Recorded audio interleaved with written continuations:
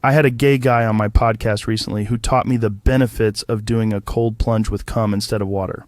I must say the difference is incredible. I feel younger and stronger than I've ever felt, and the best part is you have gallons of delicious cum to drink after you're done. Hey, look, it's a little dead meme.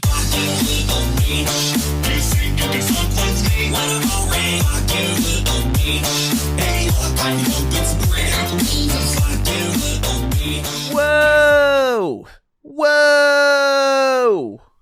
Whoa! Look at us! It's the Snark Podcast. Welcome. It's me, and it's me, Chris Reagan, and it's him, Tom Sweeney. Derek is gone today. He was he was on his way to the podcast, and he was abducted. I watched him walking up the street up to my house in an ice cream truck. Just swerved up to the sidewalk, yanked him, didn't even stop. A really big, a really long hand crept out of the window and grabbed him by his hoodie. Actually, no, two hands grabbed him by his ears, by his earlobes, because he's got the handles on his ears, and then yanked him into the into the ice cream truck. And we haven't heard from him since. We texted him. He was like, "Hey, I saw you got abducted by an ice cream truck. Hope you're doing all right. Let us know when you get back so we can record the show." He never got back to us.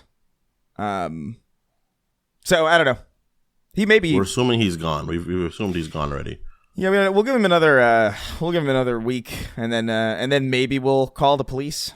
I think at that point we'll be like, "Hey, maybe this might be something that you should probably look into," or maybe not. I don't know. Who knows? We do split. Here's the thing: we have a situation here at the podcast where we all contribute like a very specific role, and so we each carry like Sweeney handles a lot of like the back end kind of business stuff and emails. I kind of organize the show and write the show, and organize questions and do some Patreon stuff, and then Derek edits. So we all kind of split evenly, like everything that we get out of the show. But with Derek gone, it just it's kind of like a pay raise. The way that the way that I think about it. Like if he dies, I wouldn't say it like that because he lost a co-host and a friend. Yeah, but he'll be back. He'll be fine. It's just an ice cream truck abduction. Like these things happen all the time. I don't even turn to my phone when there's an Amber Alert. Because I know they'll be fine. That's crazy.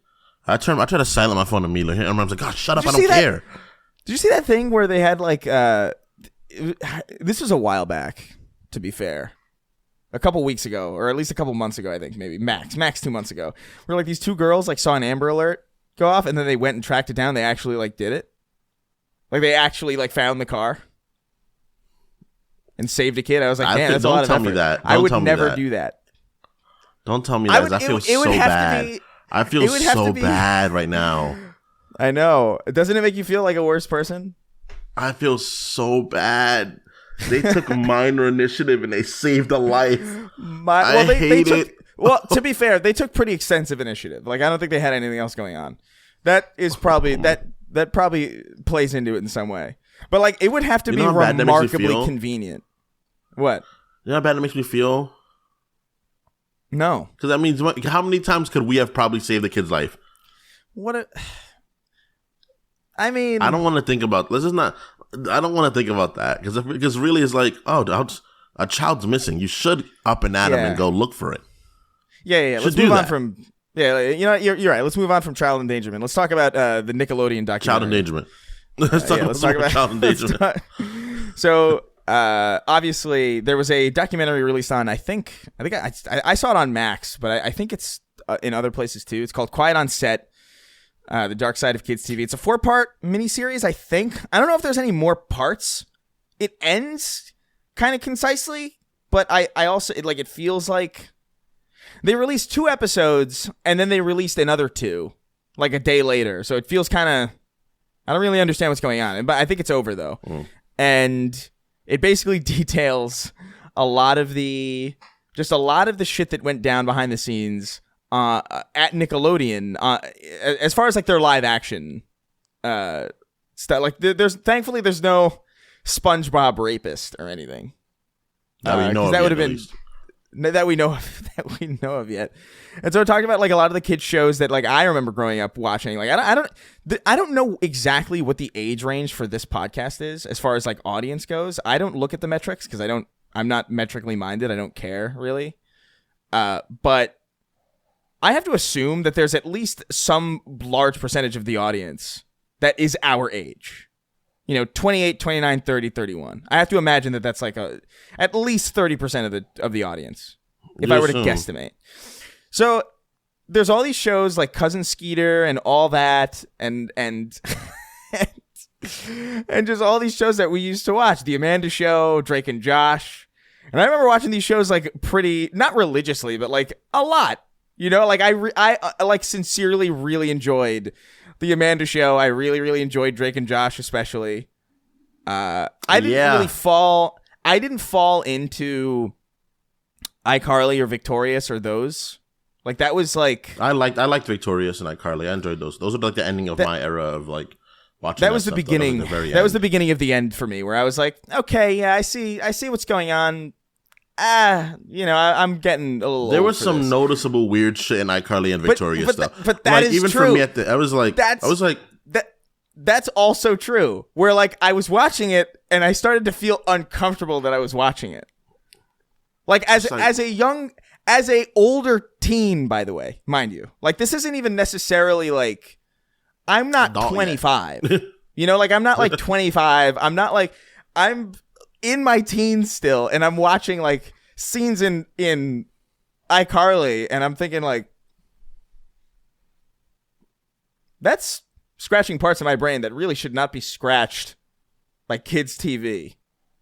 So I'm gonna stop watching this. This is alarming parts of my brain. I was like, this is alarming me. You know what's funny too? Like I remember specifically, like, all right, we're getting ahead of ourselves. Basically, this documentary goes into all sorts of like really horrific shit that went on behind the scenes. Some of it I do feel is brought into the documentary and makes it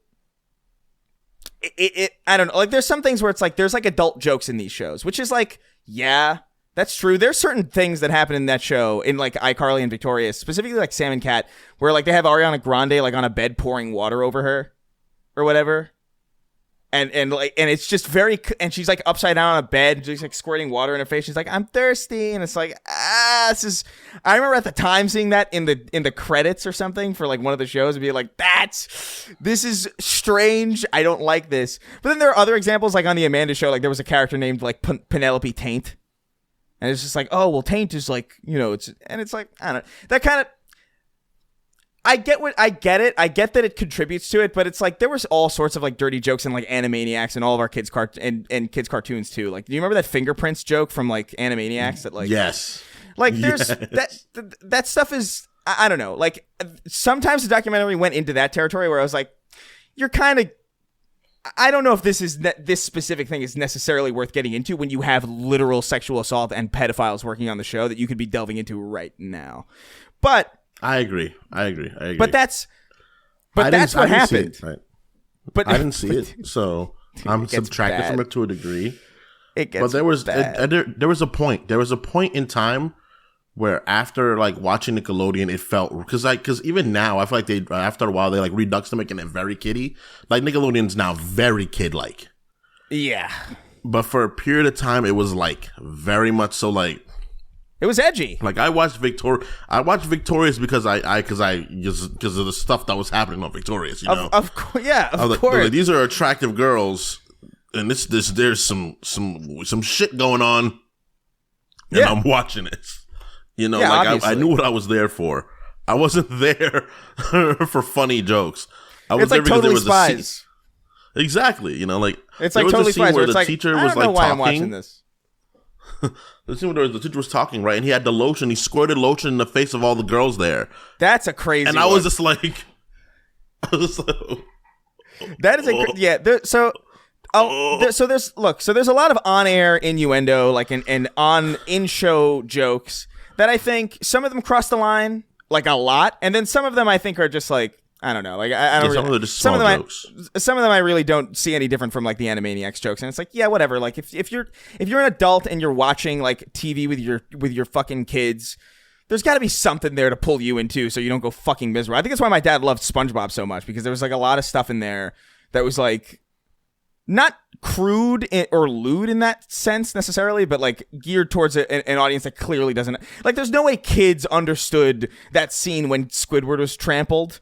Remember that scene where Squidward's like flat on the street? And he's talking about like nobody cares about the fate of labor as long as they can get their instant gratification. I don't know what the fuck that meant, you know? But I was just laughing because like, LOL, Squidward is flat. But it quickly gets so much worse than just on air, because like Dan Schneider, like, he's a piece of shit. He's like an asshole boss. He's like mean to people. He's there's like a bunch of conflicting things in the documentary, because he's apparently like very, very there for the some people and then very, very like dismissive of others. He's a weird figure. I'm not exactly sure how to feel about him, because I think he's fucking no doubt creepy and weird, but there are people in this documentary that make him look like a fucking saint in comparison, which is wild. Insane. So one of the craziest things that blew fucking my mind about this, right, was, so basically there were not one but three basically like child molesters on the sets of like all that and these other things, right? And they were working. Obviously, it came out later that they didn't hire them. We're like, oh, you're a sex offender. Come on, let's go on the job. But it came out later, right? And one of them, the guy's name is Brian Peck, and this dude, if you remember the Amanda Show or all that, he's Pickle Boy. What? From the Amanda Show. So, yeah. So I don't even know where to begin with this, because it is fucking crazy. So Drake Bell comes out in episodes 3 and 4 of this documentary series, basically to open up about what happened to him for the first time ever. Like, this was never known before, or like what happened was known, but nobody knew that it was Drake Bell. That was the victim of this area. And basically, like, this dude, first of all, let me set the stage a little bit. He has parties at his house, right? And he's got a garage with like a bunch of like Hollywood memorabilia in it. And he's got this painting of a clown. And one of the kids, I can't remember if it was Drake or if it was somebody else, but one of the kids goes like, "Hey, what's that? That's not like anything else in this room." And he goes, "Oh, you want to see?"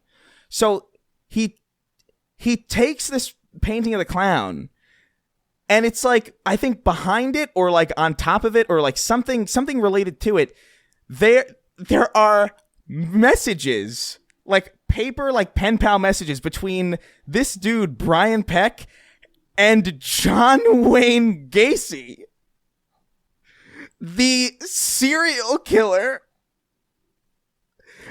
And he was just showing this to everybody. It's not like a secret. You're kidding, like, right? I'm not even remotely. That's so much more insane than insane than I would have ever guessed that to be. What is going on right now? My mouth was agape when I saw it. I was like, you cannot be fucking serious. That this dude was like communing with a serial killer. And like people knew. Like it wasn't even like a secret. Like he was showing this off to people as like memorabilia, and it's like, what the fuck? That didn't raise any red flags is crazy. But so I mean, the documentary goes into it a lot more in depth, obviously. But like, you know, he ends up driving a wedge between Drake and his dad, and basically kind of makes himself Drake's guardian for like a while. And so he's like at his house all the time, and there's all this like really horrific shit that happens in that time. And it's crazy. It's like it is one of the craziest things ever. And there's like stuff about Amanda Bynes in there, but Amanda Bynes doesn't speak. She's not in it. A lot of it is kind of tangential or like third party. Yeah, just kind of talking about like, yeah, it's weird. They were really close. I don't know if anything happened really. Like I don't the way that I feel about Dan Schneider is like I don't know if he's like a pedophile, but like I think he's really fucking creepy, and I think he's an egomaniac. Is kind of the vibe that I got, because like he did like try to help Drake out of that situation. So like I don't really know how to view this dude, outside of the fact that I just wouldn't want to be near him. It's just the safest way to go about it. But dude, I know I spoiled some of the stuff here, like with like that John Wayne Gacy shit fucking threw me for a loop, like really discombobulated me. But and the crazy thing about this too is like after all this happened, after he's convicted, by the way, he gets sentenced to 16 months in jail for raping a fucking 15-year-old like repeatedly. Crazy. He served 16 months in jail, and then guess where he ends up working? Where? He ends up working on The Sweet Life of Zack and Cody. You're out. After. And then, like, in his court hearings, there was, like, all these people who, like when he went to go get sentenced or whatever, like, there were all these people, like, these famous people, like, on his side of the court to like, support him, while Drake Bell was just, like, up on the fucking, like, next to the judge and, like, talking about, like, yo, why are there so many people? Like, all these people, like, there's a bunch of people who wrote letters defending the Brian Peck and all this stuff. And it's, like, James Marsden is in there. He wrote a letter. The guy from fucking Sonic the Hedgehog. Just the strangest. It's such a strange fucking. It's wild. So I really do highly recommend watching that documentary. It's depressing, and it will probably sour a lot of your memories of certain TV shows. All that is definitely kind of fucked up. Drake and Josh, what less makes so. It crazy is that Drake worked for them for so many more years after that too. Yeah.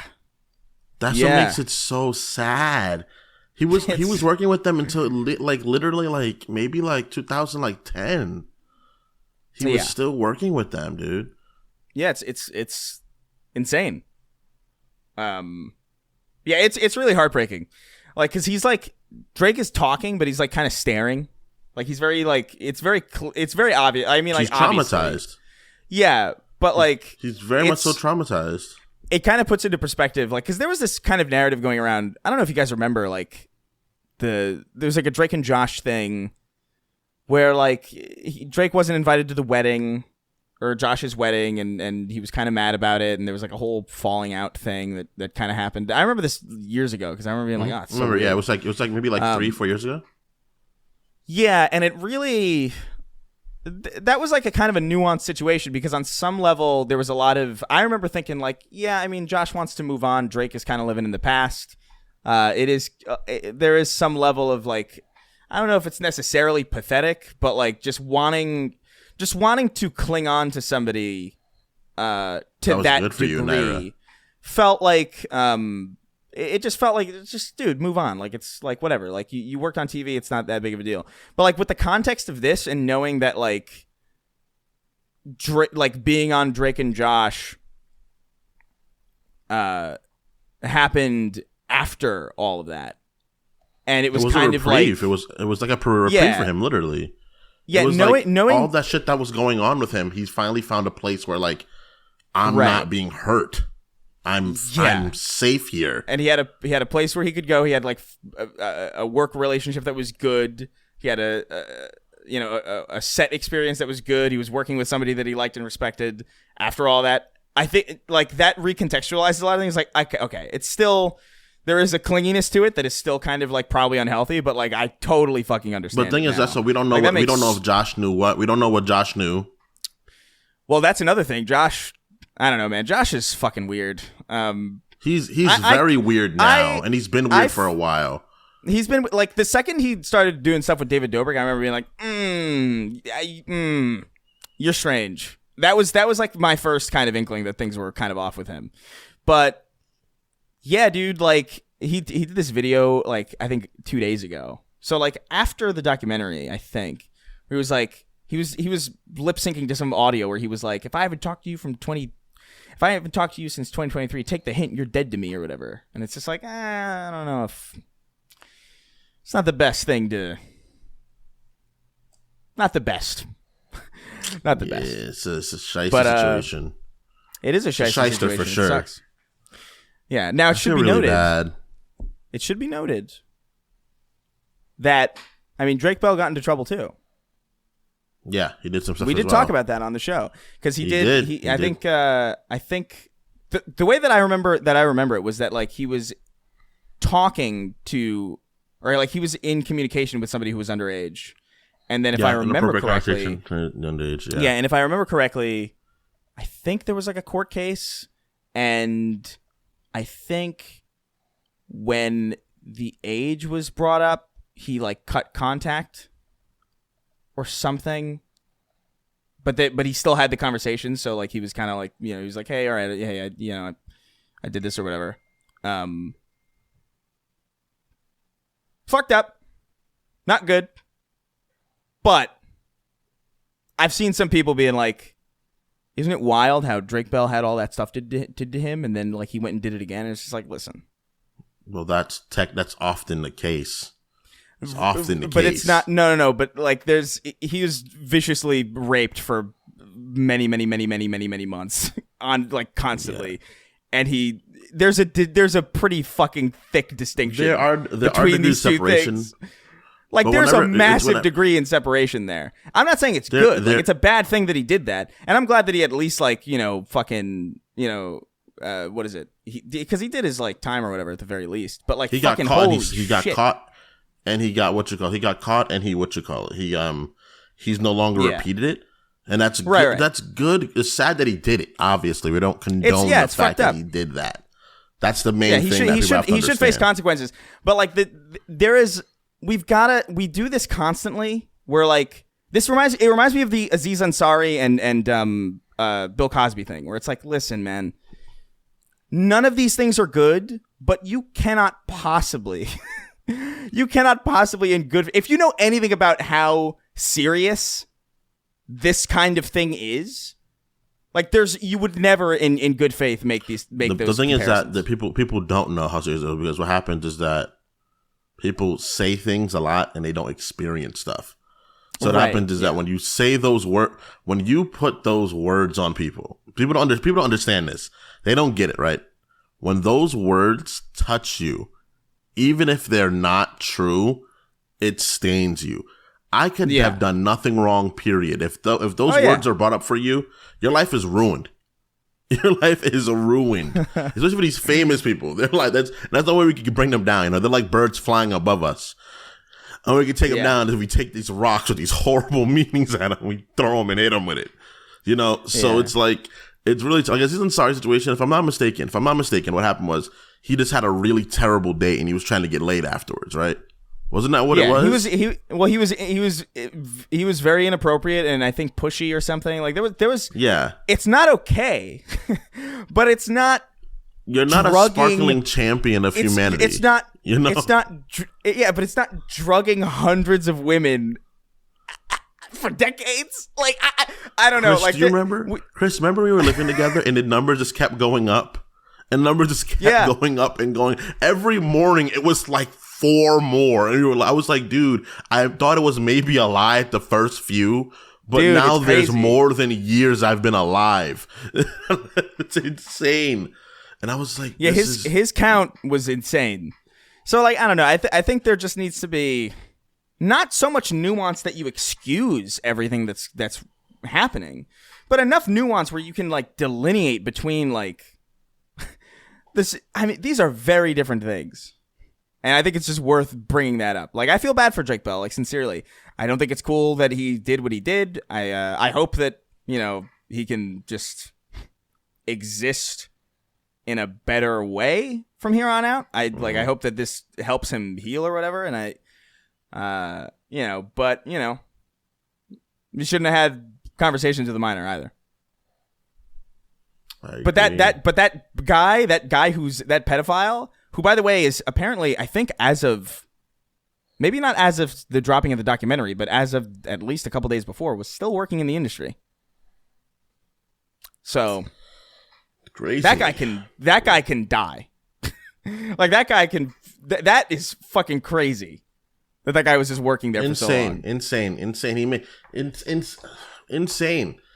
I can't wait till the Disney one comes out because I know really, Disney's doing everything in their power to prevent one of those things to come out. I know they've probably got so much shit going on and they're trying. Dude, they hired him. To keep that wall from cracking, dude.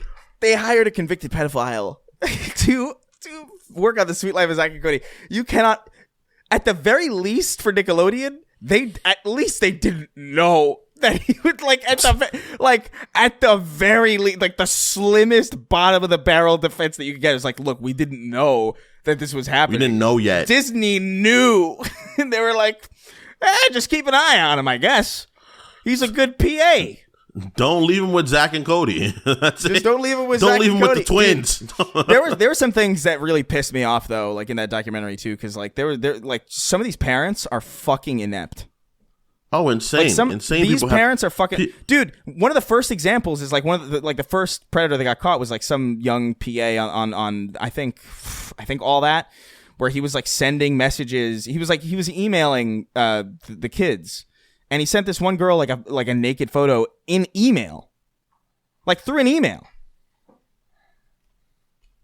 And the mom was like, "Well, I don't know if I should." And the mom was like, "I don't know if I should call the police. Because they're gonna think that I'm a bad parent." Oh, they're gonna think I'm a bad parent for letting my daughter fall into this situation. It's like, no, what makes you a bad parent is having your kid fall in that situation and then not calling the fucking police. You had evidence. You had an email of this dude. There's no way. There's no way I wouldn't have. Crazy. There's I don't know, man. Like I don't look. I don't have kids, right? I don't even really like kids at all. Really, fundamentally speaking. But that enraged me. Like when I saw that, I was like, I cannot believe that there are people with kids who are that fucking just like do you just not care? I was fucking speechless when I saw that. When she was like, "Oh, I thought they would think I was a bad parent. I didn't want people to think that of me." And it's like, well, I'm sure that worked out. Because now millions of people. What do you fucking do? Now millions of people know you did this, or that you didn't do anything. More accurately, like who the fuck would fault? Like first of all, who the fuck would fault a parent for calling the police on a pedophile? You know why? Because those stupid ass parents have their kids in situations where they're making money off them, right? So their kids are their form of money, right? So they're like, instead of protecting their kids, which is somehow possible, people can do this. It's like, I want to protect my money more than my child, and that is outrageous because I don't know how this. Like we both read and listened to the whole thing with what's her name, the girl that played Sam Puckett. Oh, Jeanette McCurdy. Her mother is outraged. Like that was yeah. She was just means of money to her rest of her family, and it was just out of this world that parents like that exist. And I think people that are willing to put their children in the showbiz, I guess mathematically, have to be more like that than people that are willing not to. It is inherently more exploitative because there's no way. Like unless your kid like literally displays an interest in it at like a young age where it's like, hey, I want to do this. That's not really what's I can't imagine that's necessarily what's happened. It is what's happened for some people. Like I know Drake Bell wanted to do it, and like that was like, him and his dad were like really close, and then they had like a really good relationship. And even it's really heartbreaking listening to Drake Bell's dad talk about it because he was like he literally like he knew that something was off about him. Well, he knew that something was off about him, and he was sounds like he would tell people like, listen, Drake wants to be he wants to go his own way. He wants me to not be a part of his life. I understand that, but don't leave him alone with this guy. And everybody was telling him, was like, you're just being homophobic or something. Like that's what they would tell him. It's like he's gay. It's just like he's not. You're just being homophobic. He's like, what the fuck? And so it's really fucking sad. But like that's you gotta so heartbreaking, dude. That is so heartbreaking. It's that really is rough. So heartbreaking that you're defending your child and people are calling you a homophobe, bro. That's crazy. Yeah. That would make you a homophobe. That would do it. If there's anything that would do it, it would be that. Yeah. It'd be but dude, that. like, I don't know. I saw that parent talking about that, and I was just like, I didn't know. It was always up in the air for me. It's like whether or not, like, because like I said, like I don't like kids. Like I don't. It's not even that I hate them necessarily. It's just like I don't have anything for this. You know, I got nothing. And I thought, like, I don't know, would I be, like, as a parent, like, would I be an attentive parent? I remember I've thought this, and I always thought for a while I was like, probably not. And then I saw this and I was like, oh well, I'm no, I think I'd be all right, because this is fucking crazy. Because even as somebody who hates kids, you can see how like, dude, I fucking cannot comprehend how you would not call the police in that situation. Or at the very least, report the fucking guy to the company. If you're not going to, like, call the police on it, which I think is the most responsible thing to do, just to protect other people, at the very least, go to the fucking higher-ups in Nickelodeon and be like, dude, this dude sent this photo to my fucking daughter. He shouldn't be working here. At the very least. The very minimum. I don't know. I was fucking furious. My heart would. I don't have, like, I often have the moments where I have to sit down and think about whether I want to become a parent or not. Like, I do it pretty often where I sit down, like, all jokes aside, I clear my mind, and I'm like, am I capable of doing this? Am I capable of being a parent? Am I capable of being strong enough to be like, because your child is going to go through hardships, you know? That is a part of existing. Yeah, you're basically creating a person to suffer. To suffer, yeah. To suffer, you know, and I have to, like, really look in myself and be like, will you be able to do things? Can you deal with knowing that your kid will go to school and be made fun of for things that they can't control, or things they don't understand, or there are people that might be able to harm you? And it scares me because it fills me with such a wild amount of anger. Like, amount of anger that I'm not an angry person at all. Like, I'm passionate, but I'm not angry, you know? And I'm like, I don't know if I can deal with that. Like, I don't know if I can deal with my kid coming back and saying the kid's bullying them, you know? Like, I think about that. I'm like, I'm not going to. Let's go beat up this kid.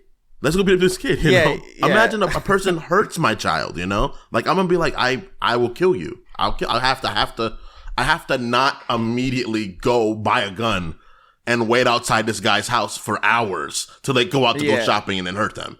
So I'm like, it just makes me feel insane. Yeah, just waiting across the street behind a car for hours. They get outside and I just let them have it. It's insane, dude. And then imagine trying to do that and being called a villain for doing that. That's where it's even more wild. You're villainized for wanting to protect your children.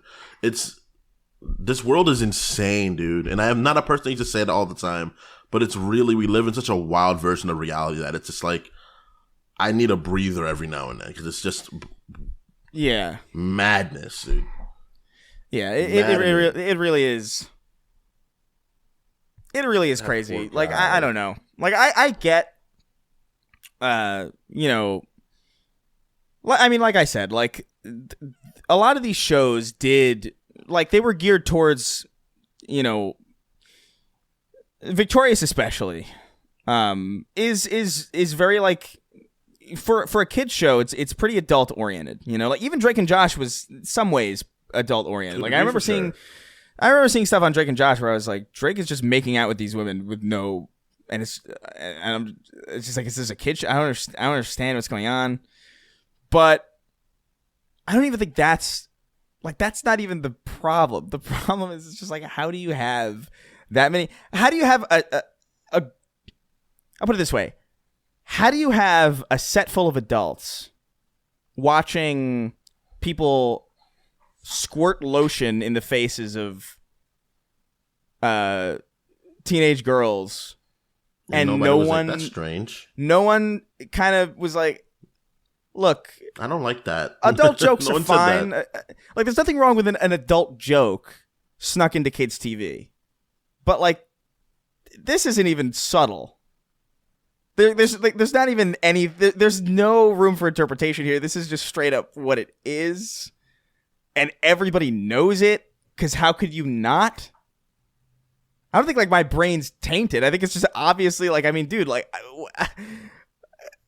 I don't know. It's a wild fucking experience watching that documentary. No one says anything about it. I would have been like, this is insane. Does anyone else see laughing really insane? I was laughing really hard though because Cousin Skeeter came up. I don't remember how. It was like a very loose tangential kind of thing. I think like I think the pedophile also might have worked there, but there was no stories from Cousin Skeeter. I think he was probably just like he just wasn't interested in the black kids, and so no one had anything to say. Yeah, right. Sometimes racism comes in handy. Sometimes it's a shield, bro. It really is. Shield, sometimes it's it's a garb, man. Because I gotta say, like pretty much everybody, all the victims in this scenario, they did happen to be the the palest motherfuckers. Like, it's sorry. It's sad. Sorry.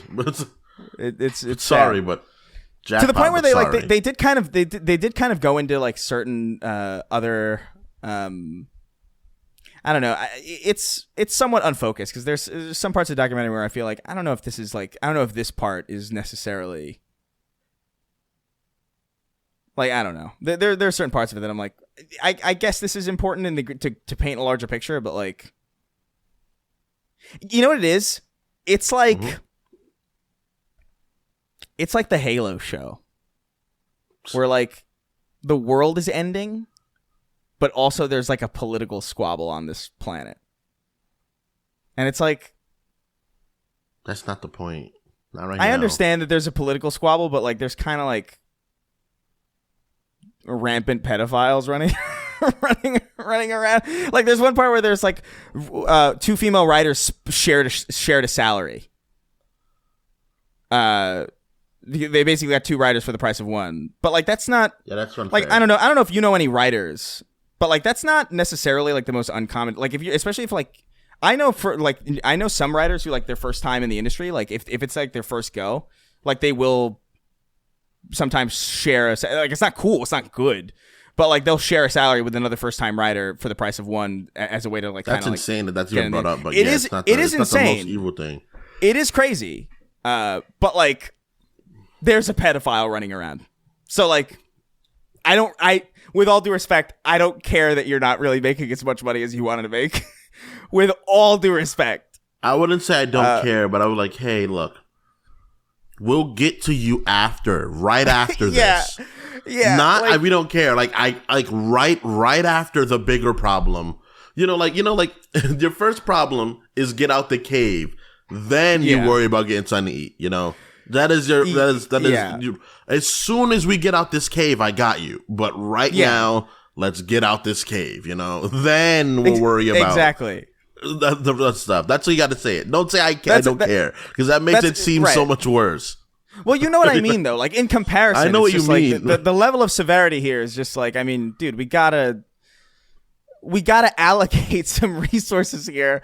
And I feel like I remember like there was points where the documentary was dragging a little bit because they were focusing on this. I was like, I really hope this isn't it, because this is not. This is not. It's not good, but it's not even a fraction as. It just doesn't even come close to even some of the stuff that I've seen in like YouTube videos about Nickelodeon. Like, oh, they shared. They hire writers at a split salary. It's like, okay. It's even crazy that they could do that. The fact that you can do that is insane. Yeah, I mean, the shit you experience being a creative in the world is insane. They try to fuck you every way you can. Yeah, I have so many friends on one that do hand, art that they just never got paid for pieces they did. Just never got paid for them. Like, oh yeah, I don't like it. I don't like this piece. After they spend weeks making it, it's like, really? I know at least one writer who did that, who shared their salary. I know at least That's one. Insane. So it wasn't that, and he was a guy too. So it wasn't like I don't think it's necessarily. They were kind of framing it as like a gender discrimination thing. I don't know. I mean, it could be like in that case, it might be, but I also know that is a practice that has happened. I mean, the likelihood might be brought up more often for women. That might be what it is. For sure, probably. Might be for women. Yeah, that's probably the thing. But then it goes from that. It goes from that, and then it cuts from that to like Brian Peck got letters from John Wayne Gacy. It's like he got letters from John Wayne Gacy, and everybody knew about it. No one said anything. It's like, what the fuck? Okay, all right. one of these that is things such an is alarming not like red flag. the other. That is such a powerful red. That's like the moment where Spider-Man's spider sense goes off, and he's like, this is something wrong with this person. That is a crimson tarp. That's not even. That is beyond a red flag, really. Like that is so not that's good. Fire. That's when I'm laughing because I'm nervous. Like this, I'm not laughing because I think it's funny at all. I'm laughing because I'm unnerved. That's you just started the tutorial and your screen is getting redder and redder before you've even seen anything. It's like, whoa, huh? Why is John Wayne Gacy connected to this at all? When you said his name, I was like, what? Yeah, no, it flummoxed me, man. Like I lied down on the ground and stared because I was just like, you've got to be joking. But anyway, Quiet on Set is crazy. I highly recommend people watch it. We've talked a lot about what they go into here, but there's so much more that I didn't get into, and it loses a lot of the heft when I'm just talking about it. You really have to see it to really get the full brunt of like what all this is. And I do think it deserves to be seen. I think Nickelodeon has a lot to answer for. We were talking a little bit before about whether or not we feel like this is like the end of Nickelodeon. I don't think so. I think we're living in like a post-Trump world where you can kind of say anything and get away with anything as long as you just continue to not care. Do it. So like I just I don't really see this being like a long-term thing. I think a lot of their stars might exodus, but or like might leave. But I do think like there's a level of like on the animation side, I'm sure the animation side of Nickelodeon's like, well, we don't have anything to do with this. So to be fair, the animation side of Nickelodeon has had its own fair share of controversy too. Like they had John Kay, the creator of Ren and Stimpy, was fucking crazy. But that was a while ago. That's a long time ago. Everything you hear about Nickelodeon from the animation side post John Kay is pretty positive. Like Steven Hillenburg was by all accounts like a great person, and Jordan Vasquez was like Jordan Vasquez was a freak, but he's like not like an evil dude. So like, yeah, I don't know. I don't know what happens from here on out, but like, I'm really fucking fascinated by what's going to happen with all these like reboots and stuff because I know iCarly. I want a Disney one. I want a Disney one too. Like, because dude, they've been doing live action stuff for way longer. I feel like, right? About the same time. About the same time. Why do I feel like they've been doing it? You know what it is? It's the Disney. It's the Disney Channel original movie thing that has me kind of because I remember those earlier than live action Nick shows. True, but I could be wrong. Amanda show. I really hope she's okay. She's somebody that her and Ariana Grande. It's a rough period, man. It's weird to me that Ariana Grande has not said like I don't know. Part of me wonders actually, like because Sam, like what is it? Jeanette McCurdy talks about. Man, I would really love to get Jeanette McCurdy on the show. Not just for like the joke reasons where like we've talked in the past about like having crushes on her or whatever. Like I mean like genuinely like I would love to interview this person because she talks about having been offered basically hush money from Nickelodeon. Yeah. She talks about being offered $300,000 if she was to, move on and not say anything bad about the creator, who everybody's kind of assumed is Dan Schneider, or talk about her experiences on the show. So part of me does wonder, man, like Ariana Grande is like one of the biggest pop stars in the world, hasn't said anything. It begs a question. I feel like because you could like very likely could not say that she hasn't been could just work there and then left, got there, did your work, got out of there. Right, but there's so much. Like, the thing about it, the likelihood seems so low. There's so many videos of Ariana Grande specifically doing strange fetish shit. Like sucking on her own toes and like squirting water over herself and fucking like squeezing. It would be impossible for me to believe that Ariana Grande doesn't look back at that with some understanding that wasn't okay. And was Ariana Grande already technically an adult already by then? I mean, no, I don't think so. I think they were all like maybe 16, 17, maybe max. Because by the time it came out, I'm pretty sure they were all my age, and I was about like 15. I was about when we first started when I was like 16, I think. She's 30 years old now. She's only 30. So she's our age. She's my age. Oh God, yeah. So no. So there's no way. No I remember way. Victorious. No way in hell. When was Victorious? 2011 or 2010. Victorious first episode date. 2010. So that's absolutely not. Yeah, absolutely. Yeah, so not. That's me. That's my junior year in high school. At oldest. No, it's my senior year. It's my senior year. At oldest, she was 16, 17. Yeah. I mean, she could be 18, but still, that's still kind of. Look, it's not that you're not an adult, right? It's not that you can't it's not that I get it, but it's just weird to me that she hasn't said anything. And it kind of begs the question to me where it's like, if Jeanette McCurdy was offered hush money, Ariana Grande was certainly offered hush money. And so to me, it's weird. It's weird that she ends up becoming like this massive pop star and then just says nothing about any of this when it's like obviously the talk of the town. And it is obviously, I don't know, man. It's bizarre. It's bizarre as fuck. I think there's something up there. Personally, but that's all speculation on my behalf. I can't prove any of that shit. I would never even necessarily claim that it's true, but it feels like a very plausible.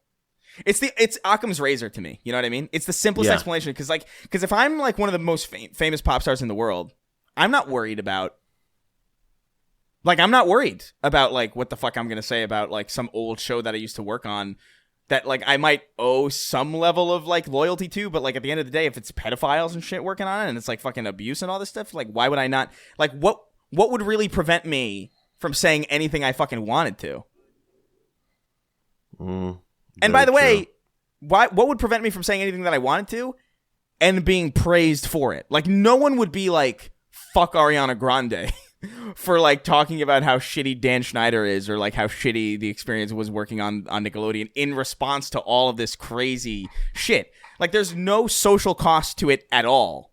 There's in fact only a social benefit to it, which is like a shitty way to think about it. But like truthfully, like I mean, there's no reason why you wouldn't say anything about it unless, in my opinion, you either signed a contract that was very, very legally binding or you accepted hush money that has certain stipulations applied to it. And that might be conspiratorial. Or you could truly be trying to leave that part of your life behind you. Yeah, maybe. That's also valid too.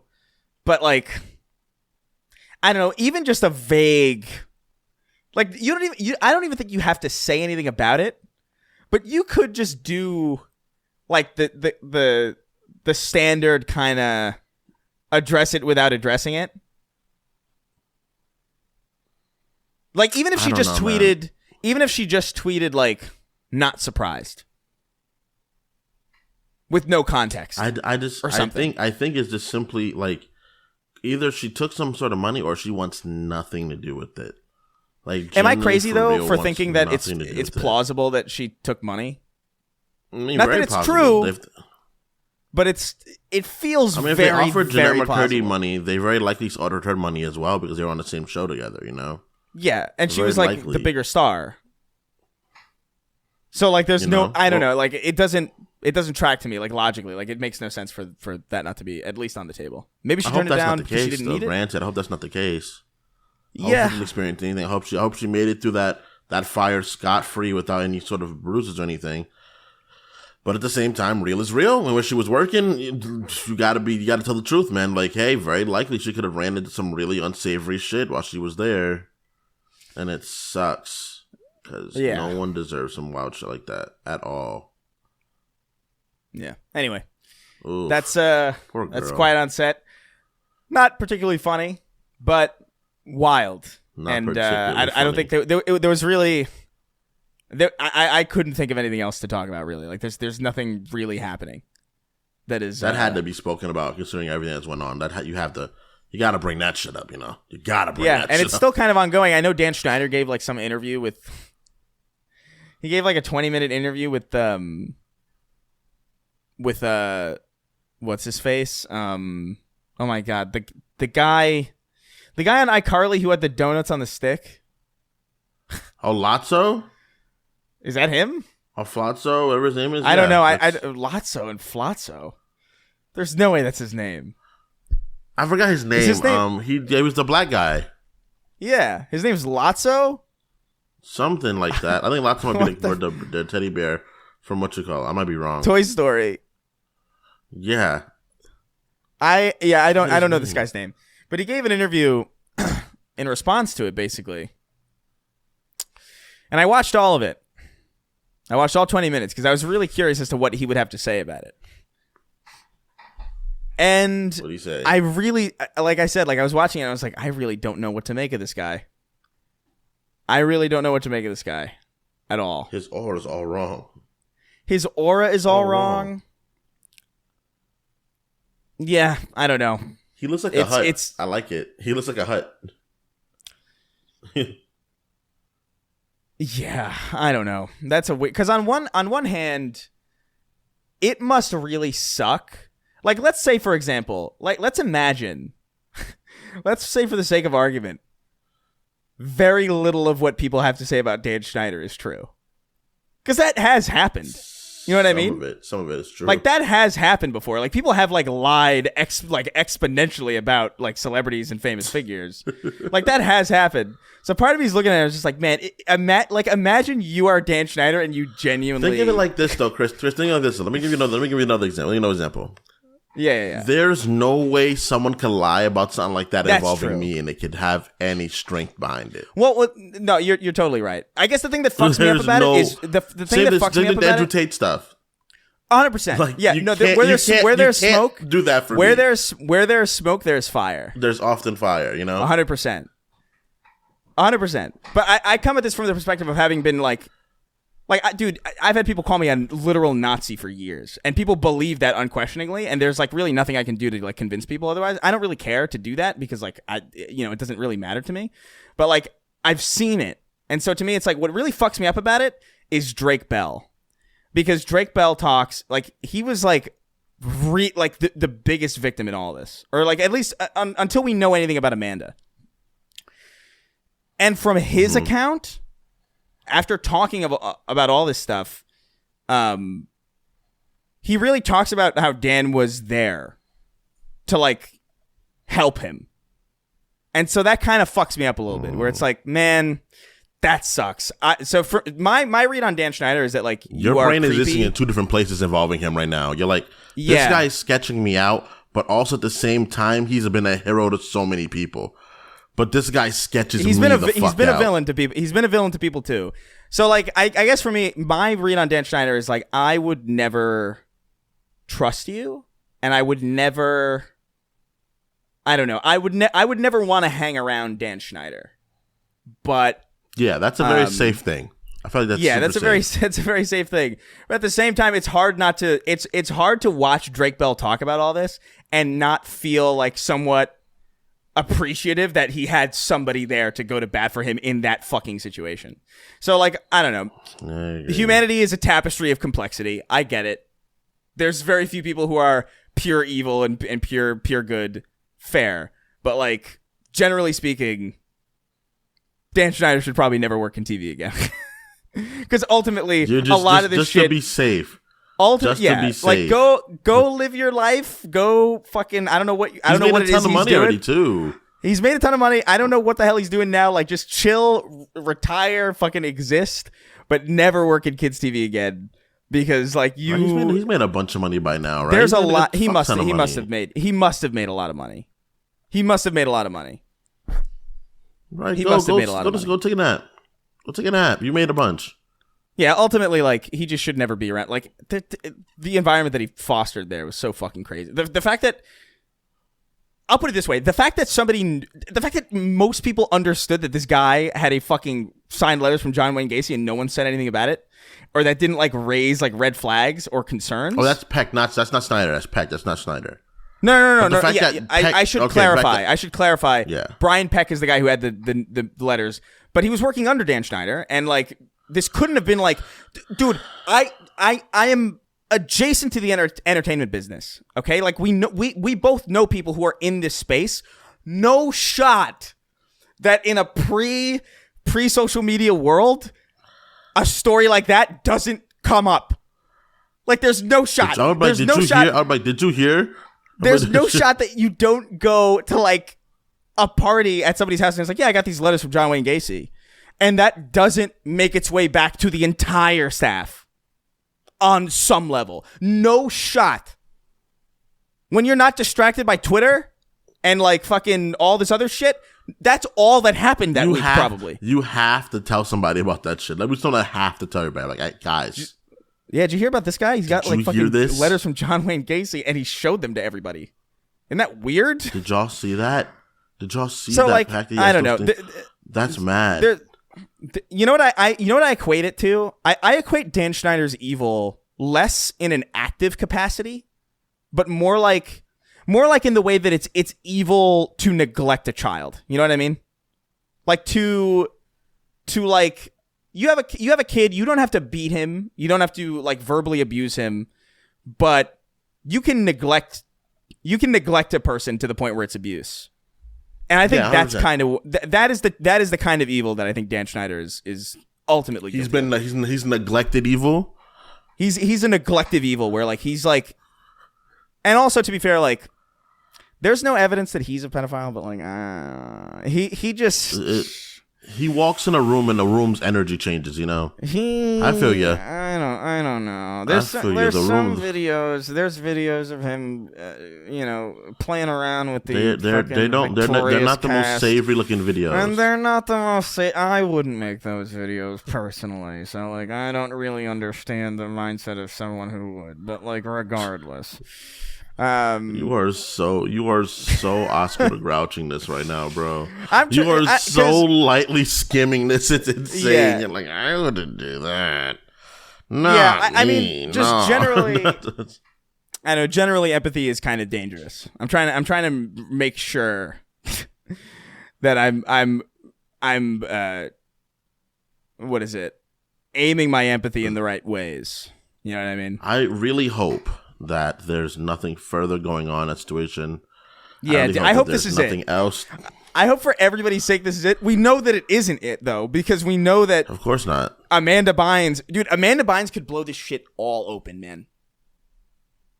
Amanda Bynes could blow all of this shit open. And the problem she's went through is her life. Oh, God. That'll be nuclear. I want to get Lindsay Lohan's, too, dude. I want Disney's would be so juicy. It would be so. They'd probably kill the person before they. Like, I feel like Disney would have them shot and killed. Like that Boeing guy? They let that shit out. Huh? You hear about the Boeing guy? Like the extinct. Which one? The Boeing whistleblower who died? Like, mysteriously died? Yeah, that guy just got put to sleep.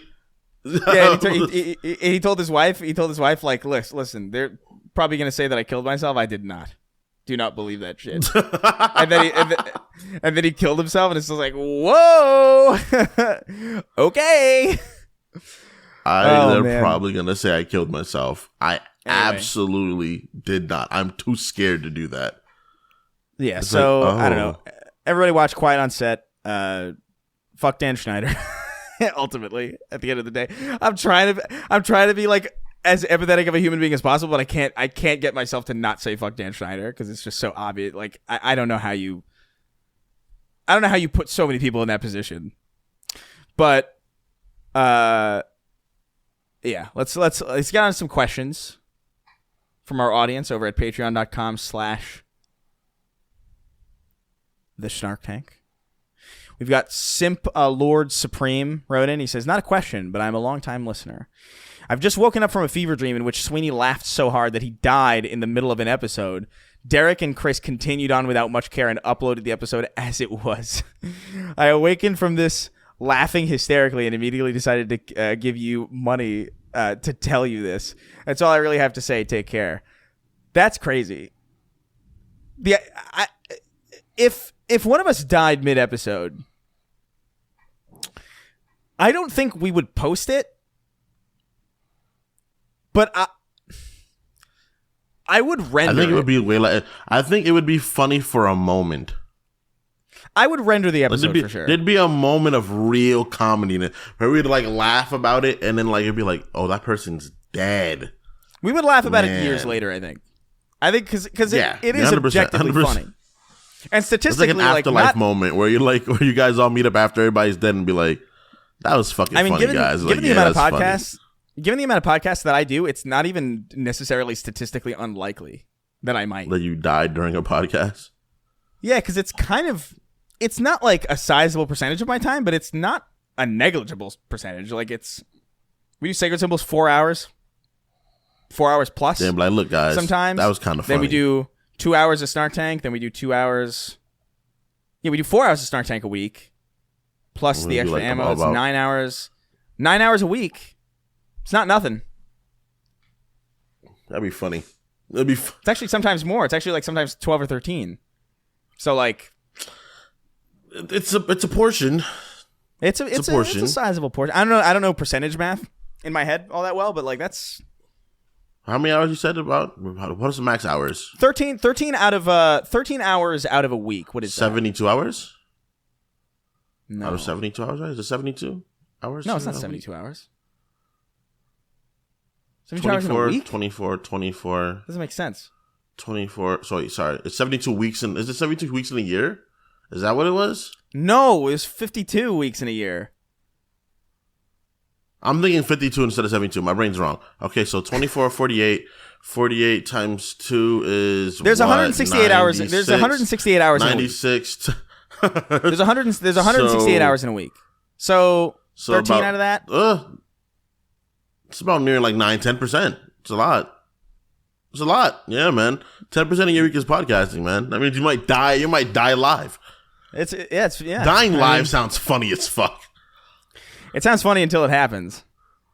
The idea of somebody tripping. Let me preface this. The idea of somebody tripping during a live stream and blowing their own brains out with a shotgun is kind of wild. Like during a live stream, everybody just watching that happen. Like, whoa. Yeah, I mean, yeah, wild is. I Show Speed really had that was quick. That was quick speed. Now the question is, boom.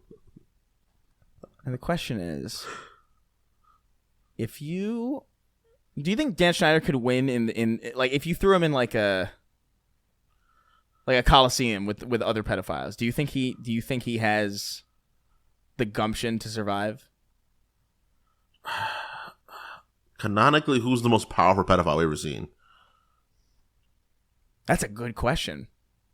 Like, canonically, who's the most deviously powerful pedophile? I mean, it's debatable, but Michael Jackson.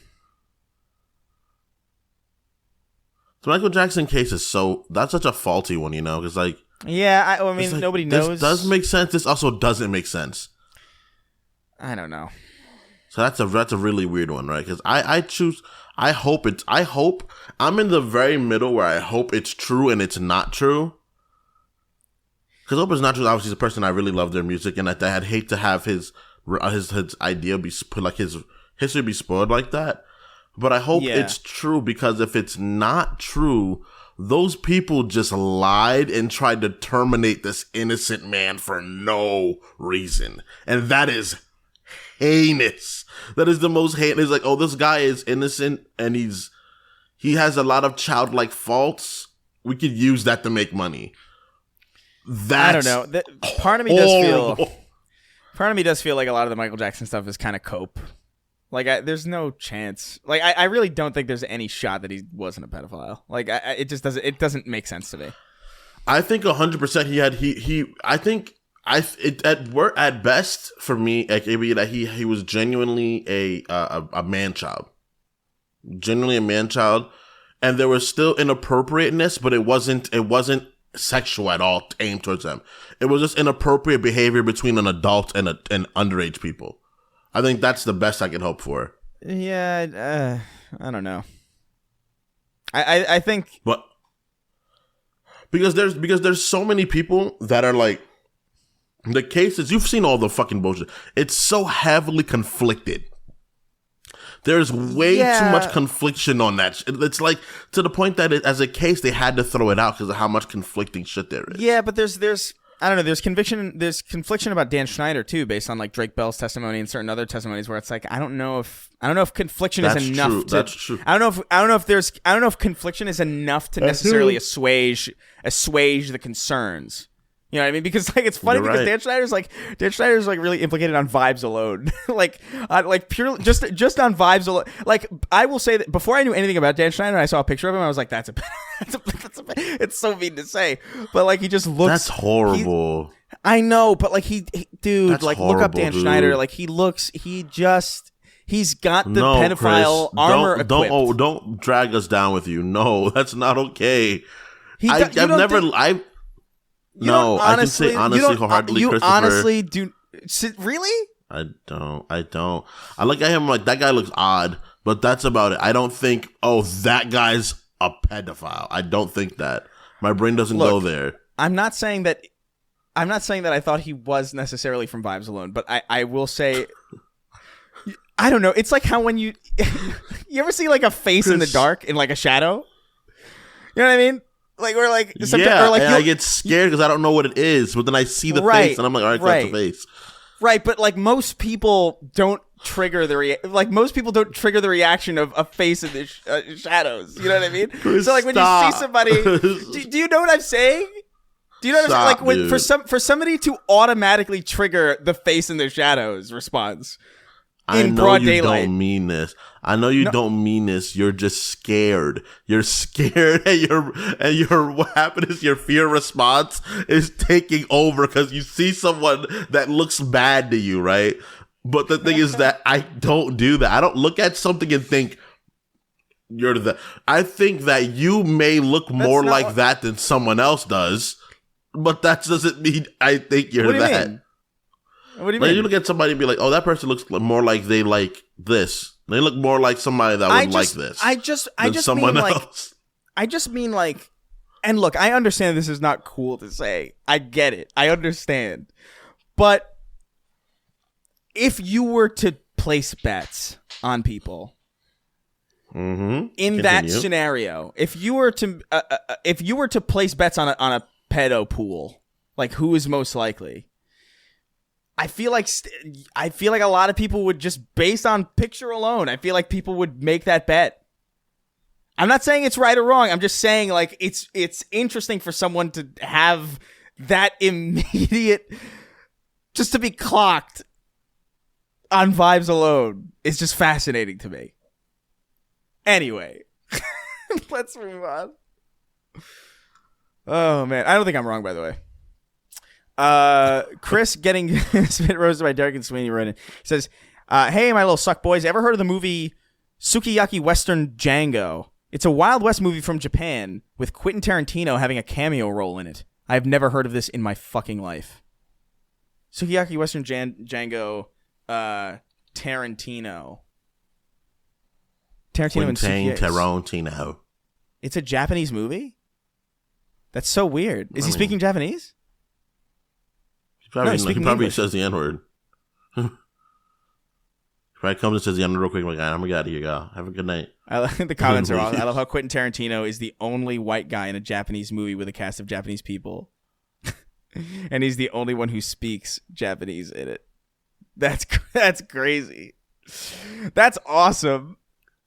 Quentin Tarantino is so weird. Like he's such a I feel like Quentin Tarantino is so clearly like neurodivergent. He's very much neurodivergent. Yeah, that's a better way to say it.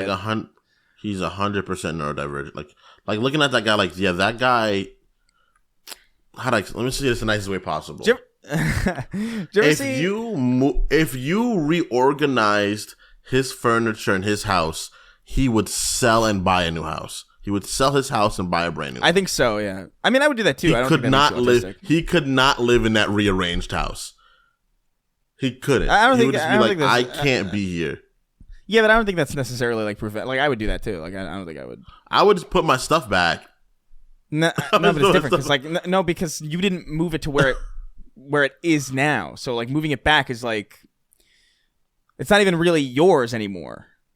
Yeah, you see, you and Chris, you have something in common. You know, something in common. Because I would be like, that's weird. As long as it wasn't an entity, I'd be able to put it back. Fine. You know what's crazy? Crazy? Actually, I didn't notice this until recently. Because I've had ever since I've lived on my own, I've had guests kind of periodically stay for a while, and I have notebooks and like sketch pads and stuff. And somebody drew in one of my notebooks, or somebody wrote something in one of my notebooks.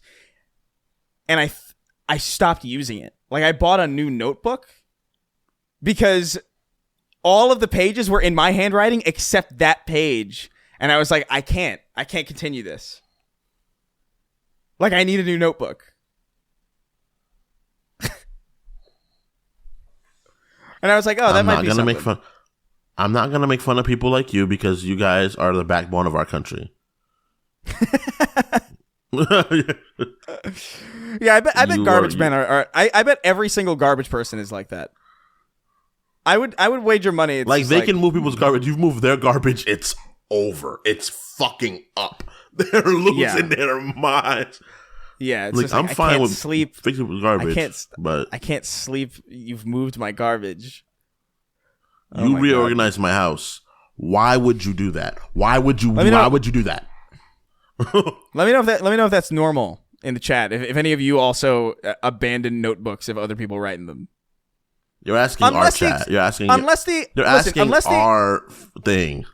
Unless the express purpose is a collaborative effort. Like if it's like inherently like kind of like a whatever notebook, I don't mind it. But if it's my notebook, dude, if it's my sketch pad, oh my god. I can't. And I understand some of you will be like, well, you could just rip the pages out. But then that's like an incomplete notebook. Then I might as well get a new one. You are very much so selling this this. Does that not make sense? You're selling this this form of yourself very much so. You're selling your wife drinks piss. Well. Let's move on. That was just mean. That was just a mean parting shot. That was just, I'm hurt. I want to hurt you back. That's all that was. Yeah, my feelings are devastated. Your wife drinks pee. Yeah. Jesus. Get fucking owned, loser. Papa Jesus wrote it. He says, "What's good, my boys? I'm sure at least one of you saw the right-wing freak out over Sydney Sweeney's tits and how it was the death of woke and other stupid shit like this. What is the most inane, insignificant thing you've seen turned into some kind of political talking point? This is definitely one of them. This is probably it. I think this is probably it, honestly. Like, because it's literally just a woman's tits. Oh, you know what? Actually, she's come so far based on just her breasts, man. I'm proud of her. I'm proud to see women do that, man. I'm good. I'm good for y'all, dude. Make your money. Make these idiots pay you for having breasts, man. Like, just do your thing. She's really a mid actor. I've been watching her. I think she did good in Euphoria because those roles were just well written roles. But that's everything. Like, obviously, she was very able to play like the teenage girl that was having a fucking meltdown because she was trying to get this boy that fucking hated her. But like, I don't know. I think I watched her in another movie and it was really mid. It was really mid. I was like, okay, this is really. I don't know if I buy that because not that what you're saying is true. I just think that I think it's a lot. So here's what I'll say. The fact that she's good in Euphoria is proof that she is a good actor. Because, like, you can't pull a great performance out of an actor who is bad. But you can pull really bad performances out of actors who are good. And that is the job of the director, ultimately, and it's the job of the writer. I agree and disagree. What do you mean? I think that some people have aptitudes built for it. Some people are built with certain aptitudes where they can play certain things. Like, I think genuinely some people are meant to be funny actors, you know? Some funny actors have certain roles they can play that are serious. Some actors are meant to play roles that are not as serious, you know? Like, it just depends on what your forte is. Yeah. Like Jack Black, I don't think Jack Black could be in a very serious drama movie. I think he is, in fact, a great actor. I don't think he could be in a very serious drama movie. But then there's certain actors like you probably might have not heard of him. There's an actor called Sterling K. Brown. He's from Black Panther. He was in This Is Us. Yeah. He can play any role. Period. You can give him anything. He can be it all, and that's the kind of some people are like. He's that. He's like a Lance Reddick type, where like you could Lance literally Lance can be anyone. You could put Lance anywhere. You could put Keith David anywhere too. There's just some actors that you can just put in any kind of role, and they will succeed in any kind of role. I don't think Sydney Sweeney is capable of that. Granted, that doesn't mean she's a bad actress. I'll take that back from what I said. Granted, that's what I mean. That's what I mean. Like, because like I said, like you said, like Jack Black is a great actor, but he couldn't be. You couldn't put. Because some people are just all stars. Some people can just play anything, and that's not everybody. Like Kristen Bale. Kristen Bale can be in any sort of acting role. Same thing with like Robert Pattinson as well. You can put those motherfuckers in anything, and they'll thrive in it. They'll just be like, I can do this. Yeah, but some people can't. Usually they're women. Just saying that. Yeah, Ricky Gervais can't. I've seen Ricky Gervais can't be in anything anymore. Ricky Gervais can't be shut up for a long time. He can't be a serious actor. He has some of these shows that like try to be a little bit more serious, and they're just like this. It doesn't work. But yeah, no, I know what you mean. One second. Okay. There's a show I watched recently called This Is Us. It is a drama show about a family. Please, everybody, watch it. No show has made me feel the way that show has. Like, I think there's more exciting shows. There's shows that's like that are more exciting. Shows that are more like really triumphant to watch. But that show made me feel harder than any show I've ever watched in my life. To the point that I finished it and I feel sad that I'm done watching it. Not because it was such an great experience, because I just love the character so hard. It is heart-wrenching finishing that show. I cried like 4 times, like sobbed for real, and went to bed because of how fucking just visceral it is. Everybody should watch it. You're not selling me on this. You should watch it. It's really good. It's such a loving series, dude. It's such a love-filled series. I think it would be good for you to watch that show. Actually, I think it would be good for your heart. I think it would. I don't need to cry. Really, it's not crying because you're sad. It's crying because of how beautiful it is. Yeah, I don't know. Anyway, I'm saying, man, you should watch it. It's really good. Maybe in a couple years. Maybe in a few decades, I'll give it a try. Yeah, maybe in a few years. But yeah, like I don't know, like I don't know Sydney Sweeney's range. I think she was great in Euphoria. I think she's a good actress. She was good in Euphoria. I don't know if she's got like a ton of range necessarily, but I don't think that makes her a bad actress. But as far as like, I did want to say like he brought up Sydney Sweeney's tits as like that weird kind of right wing thing where it's like, oh, look at she's hot and she's successful and everybody likes it and look at that, it's a death knell to woke, and it's like I don't know, man. Like I think you're doing a little bit. I am liberal as fuck, and I admire a nice pair of tits. I have no problem. So I don't get it. But like there is one thing that I've seen that kind of blew my mind lately, which is like there's a politicization going on with architecture. I don't know if you've seen this.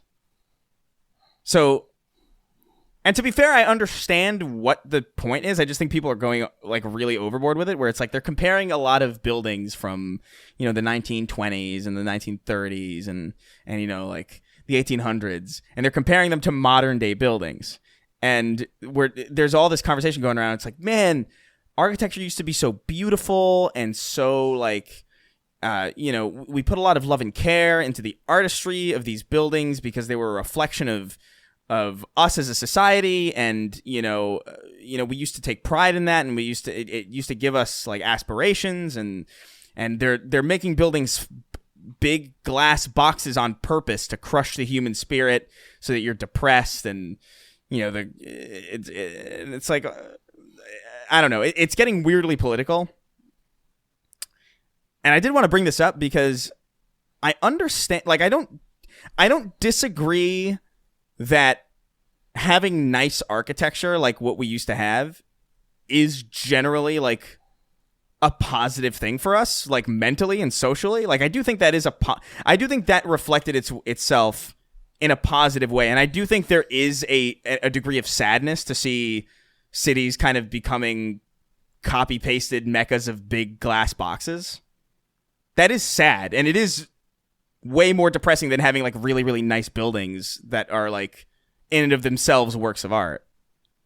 But the idea that it's being done, but can I say, hold on? But the idea that this is being done purposefully to whittle down like the human spirit, and not just because, hey, it's cheaper and more efficient to just build a big box than it is to spend an insane amount of money designing the most beautiful building you've ever seen just so it can become a train station. Like, the idea that this is anything other than just cost and money is fucking batshit insane. It's cost, money, and it's just natural evolution. Like, that is how...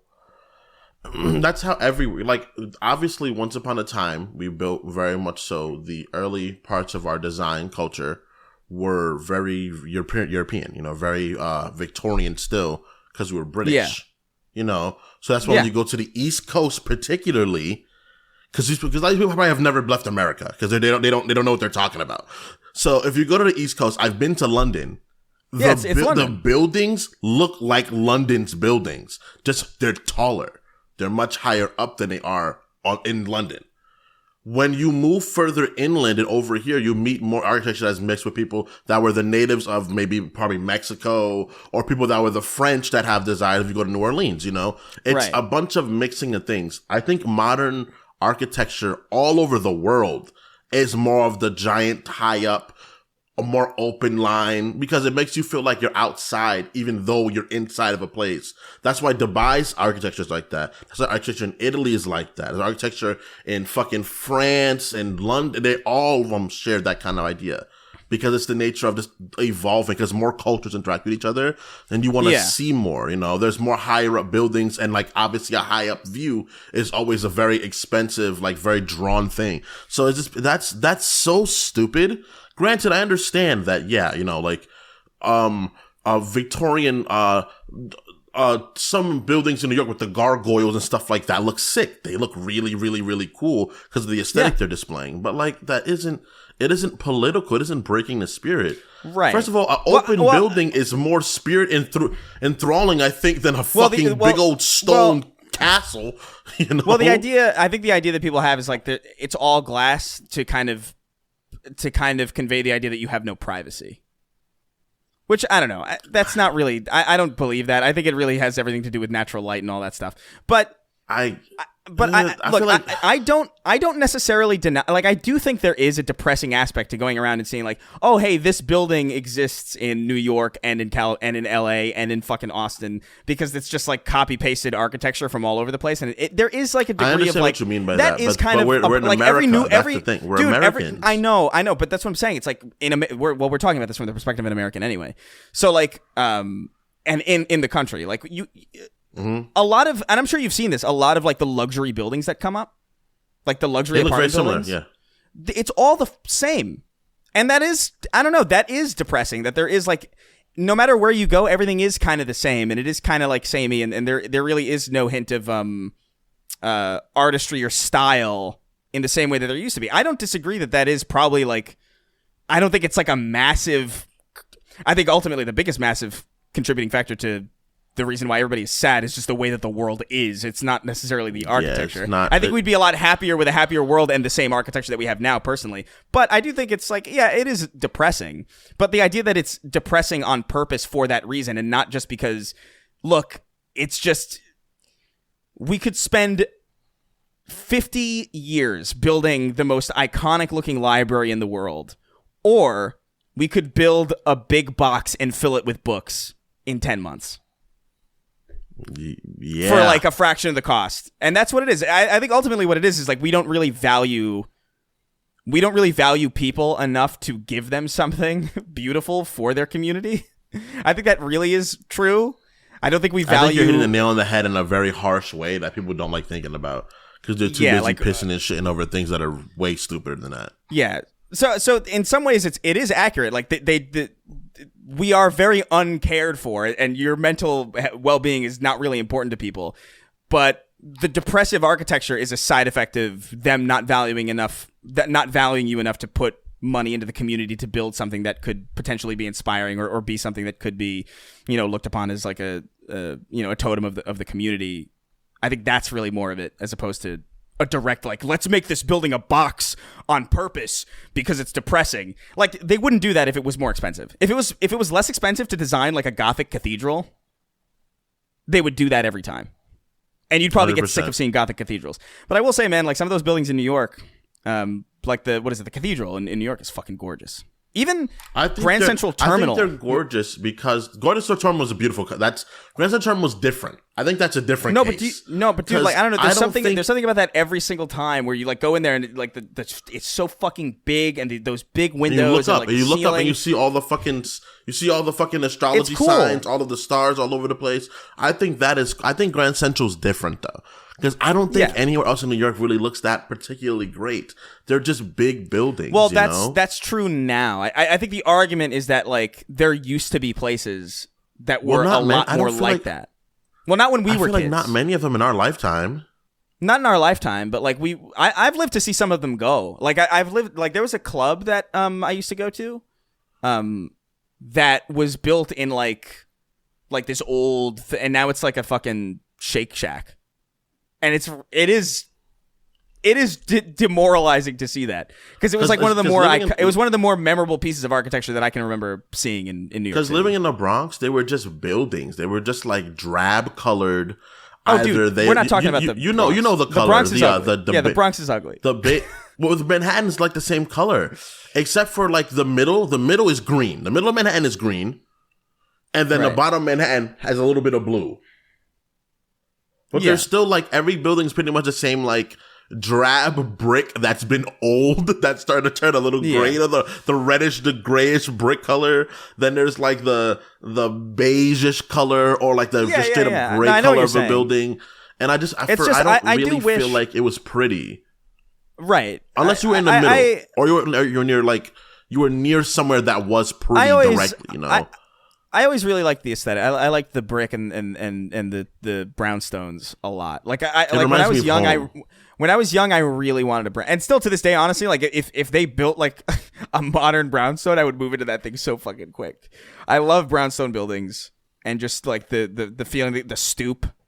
Like there is something about that is like it would be so nice to just come home and like I don't even smoke, but like like just. I don't know, just to sit on the stoop and just like drink an iced coffee for a little bit, or just anything. I miss my stoop from upstate New York. I miss that shit, dude. Because I remember when it would snow, I would sit on my stoop and watch it snow, and it was so fucking nice. Dude, and I can't watch that shit at all here anymore. Like these are the moments, like I don't often miss New York. I don't, right? But then we talk about these random moments about like being because upstate where we lived was beautiful. It was a very beautiful place. It was just nothing to do. It could be. True. At times it was beautiful. Half the year it was really pretty, and then half of the year it was the worst, the most depressing thing you've ever seen. Just dead. No, it was only dead right before it got really pretty again, though. It was really dead before it got snow pretty again. Yeah. April, it was really gross, though. April and September, I remember being particularly beautiful. Where we and then winter for the snow, dude. I love the snow-covered mountain. Do you remember the mountain in front of my house? Yeah, that was. Yeah, I love looking at that covered in snow. I like the winter when it snows, but the second it stops snowing, the snow becomes really shitty. It sucks. It's not even that it gets dirty like it does in Manhattan. You ever seen a gray field? A whole gray field of death? It loses so much of it when it's like, and then like when it falls off the trees, and then you just have like these like gross fucking dead sticks coming out of this white ground. It's like, oh man, when the snow is still on the tree branches, it's gorgeous, and then and then you're like, oh no. I miss it, dude. I want to go back. I want to go back to New York. I want to spend a winter in New York, but the winter in New York sucks. So it's like really not that. It's really not that bad when you gotta go to Chicago or like Minnesota or something, and then you'll be like, you know what, it's not so bad. I'm going to Chicago this year, unfortunately. Are you going in the winter? Lily really wants to go. To Chicago. Why does she want to go to Chicago? What even is she's in never Chicago? been there. the Bean. You might see someone get shot, I guess, statistically. But I mean, I've never once had a desire to go to Chicago. Like, I don't know what's there. I don't know anybody who lives there. I think Eddie Burback used to live there or something. He's from there, I think. Yeah, he's from. I know he's from that state. I don't know if he's, from that city. But yeah. Anyway. Yeah, let's move on. Comrade Common Balls. He wrote in. He says, "Hello, three little funny men in my cranium. What do you think future anthropologists would think if the only thing left of the internet was the Snark Tank podcast in its entirety? I think they would have a confusing amount of usable historical context, given what this show is. Because I do think we talk enough about things that are happening that I do think that there is, like, you could glean historical value out of our podcast if it was the only. You wouldn't get a lot of it. You wouldn't be hearing about, like, the War of 1812 or, like, or, like, any, like, real serious shit, especially about world history. But you'd hear about, you'd know about the assassination of Kennedy. You would know about the assassination of Shinzo Abe. You would know about the fact that there was, like, a children's television network that was infiltrated by fucking molesters. Like, you would know. You would know about elections. You would know about only the stuff you can make a joke out of, but everything else would be really outside your purview. Yeah, like, you would have no context. Shit that's just serious is you'd be like, what? That happened? Yeah. Like you wouldn't be able to put together a comprehensive history of the United States or anything. Like, you would just get really brief snippets. It's kind of like how I imagine some people feel whenever they see, like, those clips of, like, the Mexican weather women. Yep. Where they're just like, they're only really getting a fraction of what's of the Mexican experience here. So yeah, like, oh, well, this is not what Mexico is. Where's all the suffering? There's just these women with big boobies and big asses walking around telling you the news. But I'm pretty sure my cousins there are telling me it's horrible. Yeah. This seems fantastic. If Mexico was like how it was on their weather channel, no one would leave. It'd be prosperity everywhere. It would just be sheer prosperity. It'd be love and prosperity everywhere. That's it. Yeah, there would be. They would leave. They would be eradicated by the rest of the world because of how prosperous it would be. Other parts of the world would be like, we got to take that from you guys. You guys can't have that. That's not fair. It is what Shout out to Latin American news, bro. Shit's amazing. It is pretty wild. Pouring hot sauce on Derek's gaped rectum. Jesus Christ. He might be experiencing this as we speak in that ice cream truck. We got no idea. Poor guy. Don't know why they would have hot sauce in the ice cream truck, but, like, I think people are experimenting. Anyway, he wrote in, he says, "I know how you all feel about having fans on the podcast, and rightfully so. But I feel like the one exception should be the king of haphazard, especially since you've met him and can kind of sort of judge whether or not he's a psycho. I don't even know if he'd be interested, but I think he's the only one who truly deserves it. And if not, you can always have me on. I'm cool too. At least that's what my mom says. Thank you." I mean, so King of Haphazard is cool as fuck. Actually, he's really nice. Yeah, that would really, be the really most nice reasonable. Guy. That would really be the only caveat that we would make. I think is somebody like that. I gave him a hug. That's how nice he was. You were there, right, when we met him, and I was like, "Hey, can I give you a hug, dude? Like, you're awesome." Was that at the live show? Live show. The live show was an insane experience. That was, first of all, that was an experience like no other. Like, being a part of it was like just sheer insanity. Like, walking around, taking that many pictures. Like, it was just like, it felt like a moment of surrealness, where it's like, dang, dude, people really do listen to surreal. Us. It's very. I was so sick. King of Haphazard's fucking awesome. You were fucked, dude. I was so mad that I was so sick. I was so furious. Cause, like, we had a rough day, granted, Chris, because we had to wake up early as fuck in the morning. We had to leave the fucking Airbnb that we were at. We had to get there. You had to get to the city. I remember you had to get to the city. You were already tired by the time you got there. And you were like, "What's going on?" I was like, "You can stay with me and Lily." You stayed with us. We stayed up and watched the Backroom compilations for like 4 hours. And then we ate garbage. And then we had to get up in the morning. My stomach was just ruined. Like I'm like keeled over in pain at that live show, and you could see like if you watch it, like both the Sacred one and the Snark Tank one, I'm really barely holding it together. I'm actually astounded that I made it through. It reminds me of that episode of there's an episode, not that people would know. I only stumbled across this by sheer happenstance, so like there's no reason why people should know this. But there's an episode of the Late Show with not Steve Carell. Who the fuck is the Stephen Colbert? Where he's interviewing Steve Bloom. He's interviewing Bradley Cooper, and his appendix explodes. And he's still Colbert's? Yeah, Colbert. Like his appendix like exploded earlier that day, and he was just like, "Oh man, I got to do the show." So he's doing the show, and he's fine.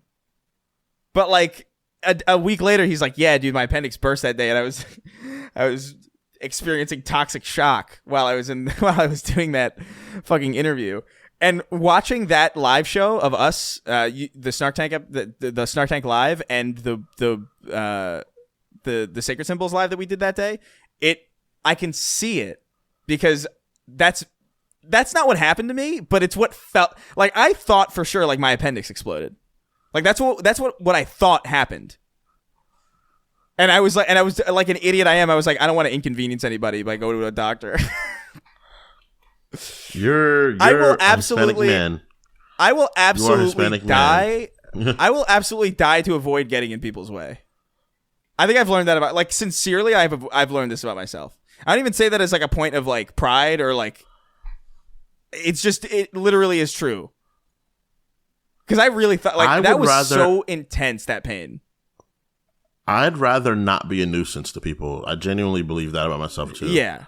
Where I'm like, I'll just go to bed. Like that's what, like when I'm really in pain, I'm like, I'll just go to bed, you know. Dude, there's a part in the live show, and if I don't, I don't, you know. You can see me like my head, like there are certain points where like my head is down. My head is down because I'm trying to like charge up the key to keep myself going. And then at the Sacred one afterwards, it was like slightly better. It was still so bad. Like I was like leaning back in like ridiculous ways. There was a point where I just laid down on the stage as like I saw an opportunity to make a joke out of lying down, and I took it because I needed to lie down.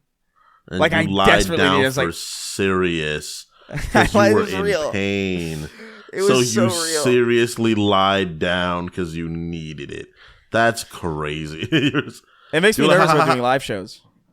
I'm supposed to do a live show the Saturday that we're recording this. I'm gonna be in New York. I'm just gonna lie down because I really need a moment. I had to do it. I need a moment but I was really annoyed because I wanted that show to be better than it was, and I couldn't because I was fucking. We did dying. a good job though. We didn't do a bad job at all. We didn't do a bad job considering. I remember just being frustrated. I was like, damn, I wanted to go crazy. Like I wanted to like walk around and stuff, but like I could not move. I think I did a pretty decent job trying to hold it together because I tried to hold this show together, and I was like, I think it was good. We did a good job, man. You were just dying. You were just afflicted. So you had to make a choice. Astro Boy wrote in. Says, hello, the three peeps that keep me sane at work. Longtime fan of Chris and Sween since 2015 when he was a gremlin, and longtime fan of the pod. Got a job and paid for y'all's Patreon to pay back for all the free laughs you give me. Thank you, man. Appreciate it. Thank you, man. We appreciate it. The Patreon continues to skyrocket, by the way. Crazy. So thanks again for all your support. Like, I think there's a potential... let me check real quick. I want to make sure I'm not lying or making this up. But we very well might be. Yeah, I think we might be able to hit like 2K this year. In Patreon? Like soon. Yeah. Patreon just keeps growing. It's crazy. You just wait, 2K on Patreon? Mm-hmm. Because we're 1,600 now. We're past 2K, bud. We're past 2K. Well, no, I mean like in paid. Like I know total is 2K, but like I mean like in paid. I think we can hit 2K. We might, man. We might. We'll see, dude. Thank you for the love anyway, though. We appreciate it. Yeah, thanks, Astro Boy, and all the people like him who decide to pitch us a buck or two. And if you don't, do it anyway. Do it right now. Yeah, you better. Go give us your money, or else I'll find you and I'll eat you. But he says, so quick question. What are your all's favorite Spider-Man costumes? My personal favorite is the black suit Spider-Man that Peter wore when he ran Kingpin for his Caucasian fives. So what are y'all's favorite designs of the suit? It's good. I don't know if you saw, by the way, before we do this, did you see that they're doing the Spider Monday thing? Like all that, we're gonna go see. You want to go see him with us every one Monday? I would love to do that. I'll be gone one of them because I'll be in SD. You're probably gonna be there with me. Actually, you probably won't be there as well. But yeah, because my birthday stuff for San Diego. But other than that, we're going to all of them. So if you come by the Mondays, we'll go and watch all of them in theaters. Yeah, I definitely do want to do that because that is okay. The fact that they're bringing all of them back is crazy. It's gonna be one. Exciting. It's the 15th. It starts the 15th. I cannot wait. I told Litch, was like, yeah, we're gonna go. Obviously, so I cannot wait. But anyway, yeah. So quick, yeah. So the name 3 Spider-Man costumes. I have 3. Name 3. I have 3 I really like. All right, you go first because I have to think about I have to remember the names of them. So obviously we got the classic suit, classic Spider-Man suit, little round stubby spider. And it is my favorite Spider-Man suit. Then we got obviously the comic black suit. Amazing design. Probably a little more modern one where the white tendrils actually connect to each other from the front and the back. Around the sides. That's one I really, really like as well. And then we have the Future Foundation suit, which is pretty much the white version of the black suit. Is the one I really, really do. Those are my 3 favorites. I love those costumes. And then 4th will probably be Miles Morales. I was going to have a 4th one. It's Miles' regular suit. But I'd really, really like the 3 black, white one, and then the original costume are just perfect for me. Yeah. I don't want to say... I do love the original suit. That is probably one of my favorites, but just to keep it a little bit less of a copy-paste list, I do think... I do have to have some crossover because I do love that original black suit. That original black suit is... I think so well designed, dude. I think that original black suit... I can't say this for certain, but I feel like it's not... I don't think it's unreasonable that it... I feel like it might be true, where the black suit Spider-Man, the original black suit Spider-Man from the comic, is the suit that got me to pay attention to Spider-Man in the first place. I think I remember seeing that comic cover, and I think I remember seeing a toy or an action figure of that costume and being like, that looks fucking sick, I want it. And I don't even think I understood what Spider-Man was at that point. I was really, really, really, really fucking little. So that one always stuck with me. It's such a good suit, dude. The patches on the hands, the white spider on the front of his front and in the back, the white eyes with the black skin. And if you're doing the one from the show, as the highlights of blue sometimes. And then after Carnage is born, it's the highlights of red and blue.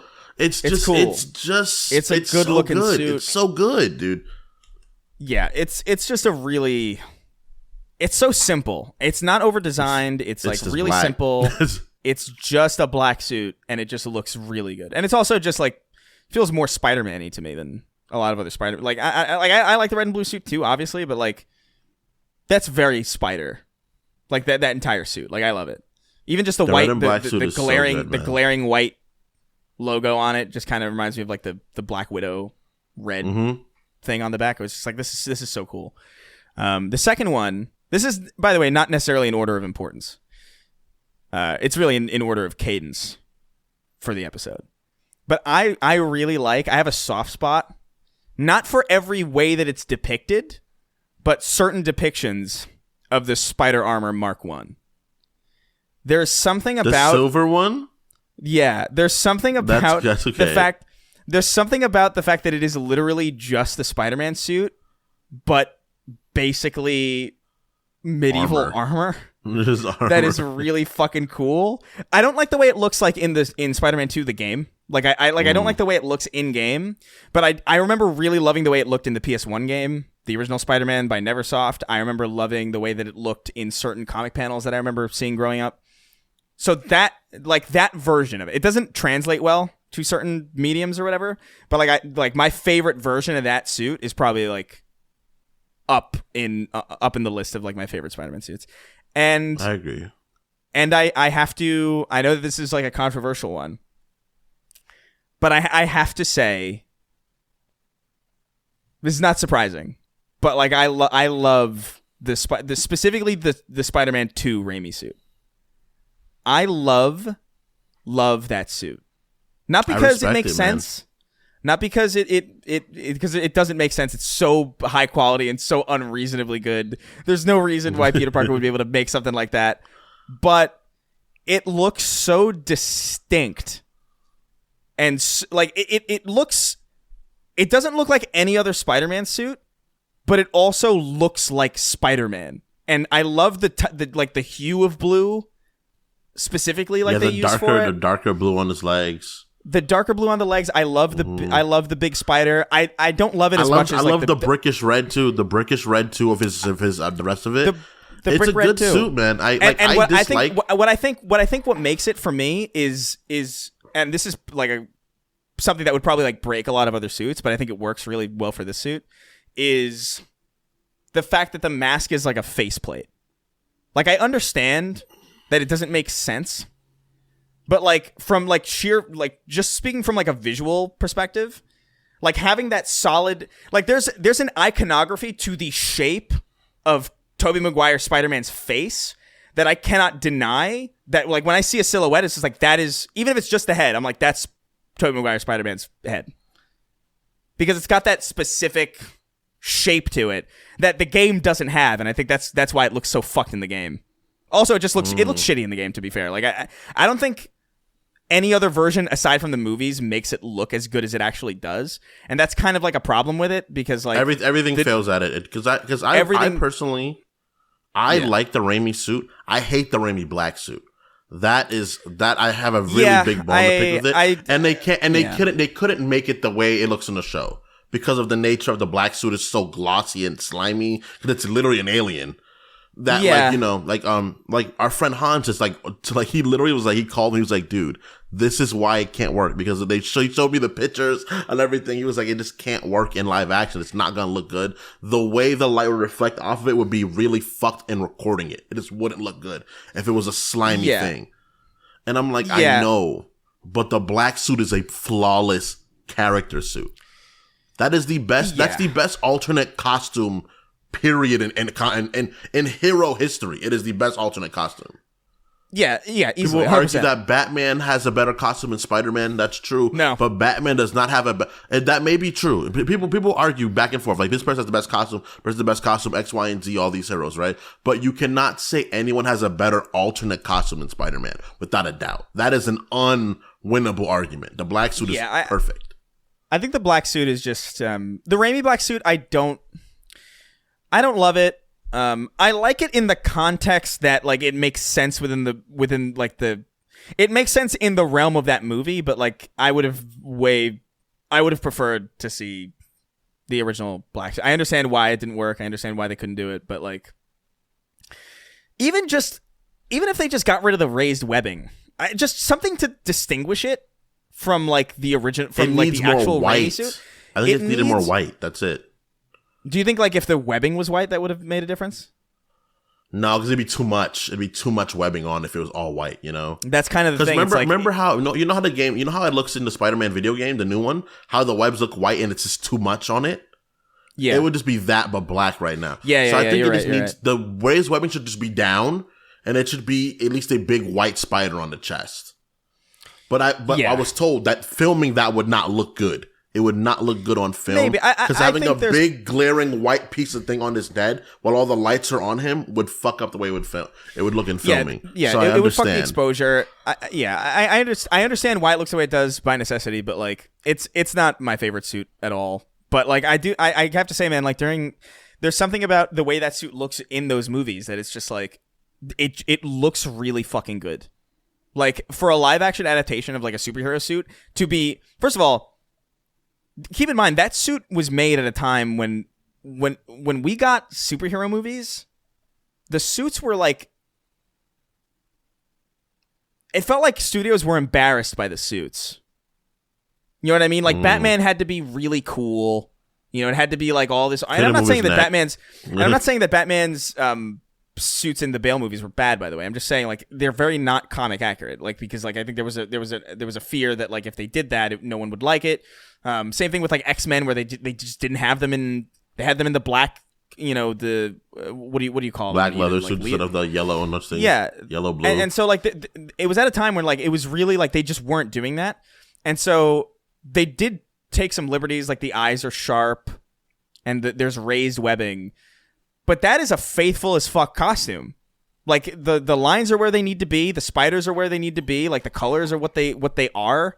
Like they're darker for like film purposes, but like, and I just remember being like smitten by it because I saw it. I remember seeing it in motion for the first time. It was like seeing it in the movie made me believe like, oh, this guy could be real, and I'll never forget that specific moment where it's just like that made me like believe in Spider-Man in like a way that I hadn't really quite thought of before. Understand? And so that suit is like really important to me. I don't think it's the best suit ever, but it's one that I have the most connection to for sure.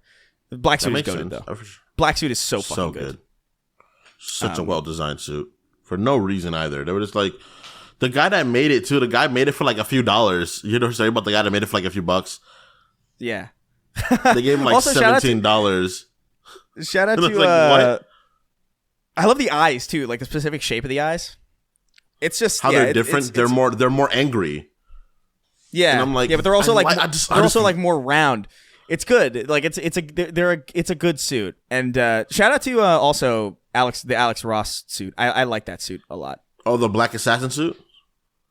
I don't know if it's the Black Assassin suit. It's the red and black one, right? If I'm not mistaken, Black Assassin, right? Or is it the classic Spider-Man. Hold on, let me. Yeah. It's like that suit is crazy. Like the red V and like the black rest of the body. And he has guns in his fucking wrists.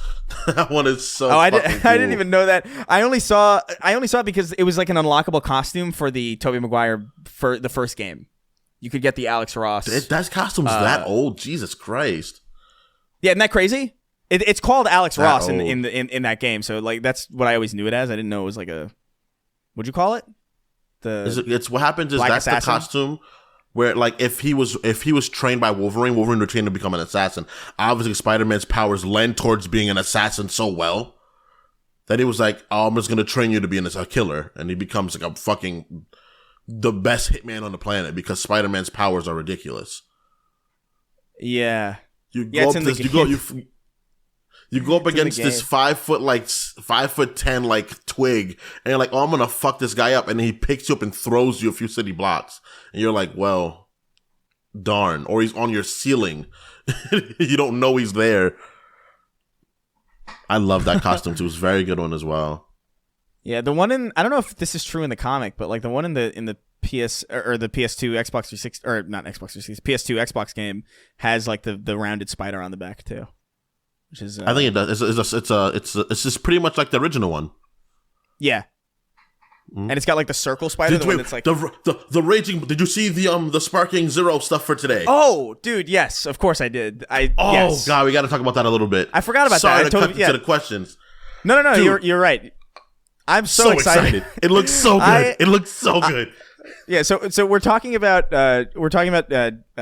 there's a new Budokai Tenkaichi game coming out. Basically, it's called Sparking Zero. It's a Dragon Ball fighting game, arena fighter. It's been a long time since they've made one of these, specifically in this style, because they tried, like they did like Ultimate Tenkaichi, that sucked.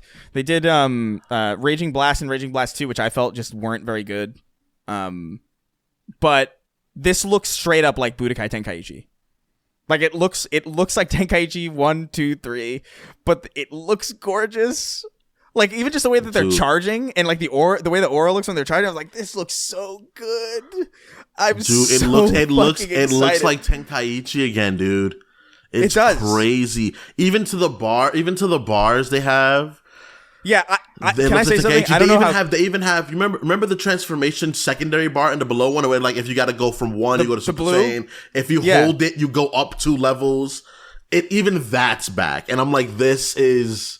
And you can deflect fucking Gallic guns and Kamehamehas and shit. When Vegeta slaps the Kamehameha out the way, dude, I was like, This is probably. I don't know what it says about me, but like this is probably like the most excited I have been for a game in a very long time, because I've been wanting this type of, like, I haven't. There's a lot of RPGs, all right? There's a lot of Soulsborns. There's a lot of first-person shooters. There's even a lot of fighting games, right? But there's not... I have yet to experience joy in a fighting game with the casualness and the intensity of, like, when I would play, like, Tenkaichi 2 with, like, friends of mine. Like, there was something about that time, but the music, the style, the direction, the fact that it's obviously connected to a universe that I love, that, like, I haven't gotten in a long time. I hated Raging Blast and Raging Blast 2. I don't know. I don't even know what they just something about the controls and just the way that it looked. And I remember being annoyed that they changed the bars to those bubbles. Like, it was like a circle. They were circle. Yeah, I didn't know when I died. Like, I didn't know I was dying. I was like, am I hurting now? I was like, is that my energy? Know. Is that my health? Is like, what? Like, what's the fuck is going on? So that UI shit didn't really make sense to me. The other games later on had like weird like overlays over it. I didn't like Kakarot really that much, the way it played, and I don't know. Seeing this again and seeing it look so much like Budokai Tenkaichi, like a picture of something I saw when I was younger, you know, like the image I have in my brain. It's that I'm seeing it again. I'm like, oh, I remember it looking like this before too. Yeah, and it's making me. It just gives me like a degree of excitement that I haven't had, because I don't know. We lost Toriyama recently. You know, yeah, it hits Dragon Ball Super, reason. The manga, just got to the point where it was like the coolest point by far. Like we just got like the first time in years we got a full like battle royale from all the Saiyans.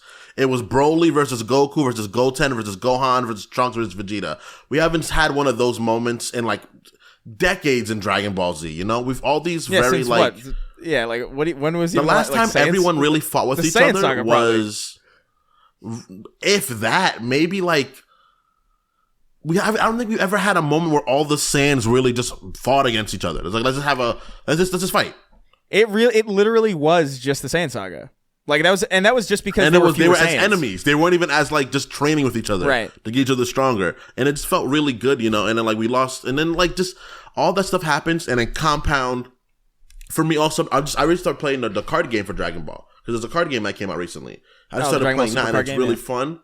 Yeah, and then now this comes out too, and I'm like, in an era of so much sadness for all of us who love what he created, there's so much beautiful stuff coming out from it. So it makes me feel good in my heart to see like that Dragon Ball is not dead. You know, it's not gone yet. Yeah, people argue it should be gone, but I'm loving what I'm getting from it right now. Look, I'm loving it. It can die after this.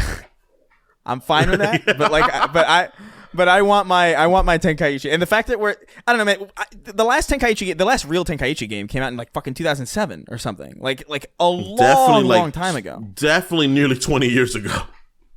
Isn't that there's wild, Ultimate Tenkaichi? Dude? There's Ultimate Tenkaichi, but like that sucks. It's really bad. Like it's not even close to this. Yeah, it's not. It plays itself. I didn't buy it. That's how bad it was. Yeah, I wasn't even curious about it. No, I didn't either. I played it at a friend's house. It's like, oh, they got a new Dragon Ball game. It's like, okay. And then I played it, and I was like, this plays itself, literally. Like I think if I'm remembering correctly, you can't even throw beams if you're like really close to someone. Like it just doesn't let you, because it's just like you're not in beam range, and it's like, this is so stupid. This is not at all what Tenkaichi was. Dude, I cannot wait to play that. It looks fucking gorgeous. I cannot wait to play as Gohan. I can't wait to play as a Mystic Gohan. I can't wait to use my Beast form. I can't wait to see jacked orange Piccolo. That is something I want to see in that game so big. I just want to see lumbering Piccolo standing over people. Yeah, it's gonna be cool. Piccolo's gonna have a transformation. It's gonna be exciting. Finally, remember he had sync with Nail. Remember, it wasn't a combination. It was one of those like the you use the bars and you just get like a bunch of power ups on the lower screen. He'll finally be able to transform into something. I'm so excited. Yeah, can't come quick enough, dude. That game cannot come quick enough. Yeah, I was super sad to see that there wasn't like a release date at the end of it, because I'm really fucking eager to play it. We have to play. You understand this? Oh like, no, dude! When it comes out that day, come over. Yes. Like, just come over. We're just everybody's gonna be at my house. We're gonna have food. We're just gonna play Dragon Ball for hours. Oh yeah, dude! It looks so good. Like the movement looks good. The art style looks good. Oh my god, how fast everything is, dude! The so blast quick. Flying past you, dude. Oh man, I'm really curious how the balance of like parrying beams is going to work. Like, I wonder if you can, if it like takes energy or like you need a certain It's going to be timing. Because Because remember in the old ones how you could parry like the charged key blast if you just block at the right time, you slap it out the way. Yeah, but like I think it's going to be really strict timing. They're just going to eat a lot of them to the face by fucking it up. I think it's timing and key. I think it's gonna. I think it'll consume key to do it. Did it? I think that's the only way to make that fair. Yeah, for sure. If you got to spend key to do it, you got to use spend key to get rid of it. That makes sense. Yeah, because otherwise you could just spam. A moment. You know, you just deflect anything, and there's no strategy I love there. Dragon Ball. I don't know. Yeah, I'm fucking so stoked for it. I can't believe I forgot to talk about it. The way they look, the designs, it's insane. The way how well, like, just how much clear like time they took in like designing the faces of Goku and Vegeta again. They were like, oh, the Super movie looked good. Let's just take the good parts of that and put it into a fucking video game. And I'm like, yes, thank you so much. Yeah, dude, I'm watching it. Yes, like, I it's hard not to like. The bars being where they're supposed to be. Vegeta's hair is brown, dude. Did you notice that? Is it? Vegeta's hair is tinted to brown. Like when you see the light on his hair, you see the inner color is brown finally. Oh yeah, kinda. I do think his. I don't know. Maybe it's alternate costumes or whatever. But like his armor's a little bit too black. But like it's such Vegeta? a minor comparison. Yeah. Like I want it to be a little bit more blue, but like that's such a minor dark. Fucking complaint. It might be super. That's why it might be Super Vegeta. That's true. Yeah. Cousin Super, he has. I don't remember. And in Super, he has because Goku's armor's a little dark, not too dark. I think it just might be like the color correction in the game is like the way that they're showing it is like kind of like maybe like a little bit more saturated or a little bit more contrasted. But like, dude like how much fluid do you have when you're flying? You're just able to zip around. You guys don't. Some of you guys probably don't remember Tenkaichi. I think that's why you guys don't remember Budokai Tenkaichi. I remember it coming out. I remember the first one coming out and it being pretty fun. And then also the second one, I feel like it came immediately after the first one. I feel like 1 and 2 came out. It was a year. Within like weeks of each other almost because I was so busy playing 1. And I remember in 1 you couldn't go Super Saiyan. You had to pick Super Saiyan you had forms. to pick them. And I hated that shit. And then the second one came out, and then 2 was like encapsulating for everybody. I remember too, there was one point in the game where you're doing your story mode where you have to fight 5 Mecha Freezes with Goku and Vegeta, and that fight sucked. That was such an annoying fight. They had less life, but they were just cons. I was like, yo, dude, I don't want to fight another Frieza. And you'd have to fight Mecha Cooler. It was Mecha Cooler. It was a big Getty Star movie. Yeah, they kept fighting Cooler. My friend was like, yo, dude, this is the beginning of the game. How can we not beat this? Now, here's the thing about it. Are we going to get GT characters in this? Very likely. I don't know. But it's not Dragon Ball Z or Dragon Ball Super. It's Dragon Ball Sparking Blast, you know? Yeah, I guess. Or Sparking Zero, yeah. I guess you're right. Yeah, Sparking Zero. So I guess they just haven't showcased it. I guess I wouldn't because like I guess the whole point is that they would showcase Super because that's new and you'd want to know that like Topo is in there and all that stuff, but I don't care about Topo, honestly, if I'm being honest. Well, you know what I mean. Like just to show that like it's more recent as opposed to because I remember one of the Budokai games came out before GT was finished, so like you had like a bunch of characters. But came out before we finished GT, so it came before we were done GT of it. So we saw Mega Shenron, we saw but it was only Mega Shenron for that, and we saw the Super Saiyan 4 forms. And the fusion. But you're I right. was like, who the fuck is this? I was like, who the fuck is this guy? Because in America, they kept restarting the series over and over again. So we'd get to a decent place and they'd be like, oh, I just saw Super 17. Who's this dragon guy? Yeah. What's going on here? Yeah, no, I'm really really excited. Like, this is exactly the kind of wholesome, like, thing that I think I need right now in video games, where it's just like, just take me back. Let me play through the Dragon Ball story at like an abridged pace. Let me have these fights. Let me hear these actors do their thing again. I never get tired of it. So let me just do it. Dude, I played all these games back to back, basically. And I played through the same fucking story. We're gonna go through the super stuff too. The super stuff too, and you're gonna find love for the super stuff playing it. And you're gonna be like, you know what? I actually kind of like Super. I I enjoyed playing this stuff as Ultra Instinct. That Ultra Instinct fight was kind of sick, when I really think about it. Playing that Ultra Instinct Goku, that's pretty. I mean, that is what happened with me with Z. I mean, like I didn't know what the Buu Dragon Ball Saga. Z Yeah, was. Literally playing through the Buu Saga. I fell in love with it. I was like, all right, this is pretty cool. didn't know what Dragon Ball Z was. Like I played Budokai at a friend's house, and he was like, I remember it was my friend Michael, and I was like I was like, oh, this is kind of crazy. I was like, yeah, it's based on a show, and I was like, a show. And I basically like played through the entire story through the game before I even saw the show, and I loved it. But shout out to Dragon Ball, man. Yeah, shout out to Dragon Ball.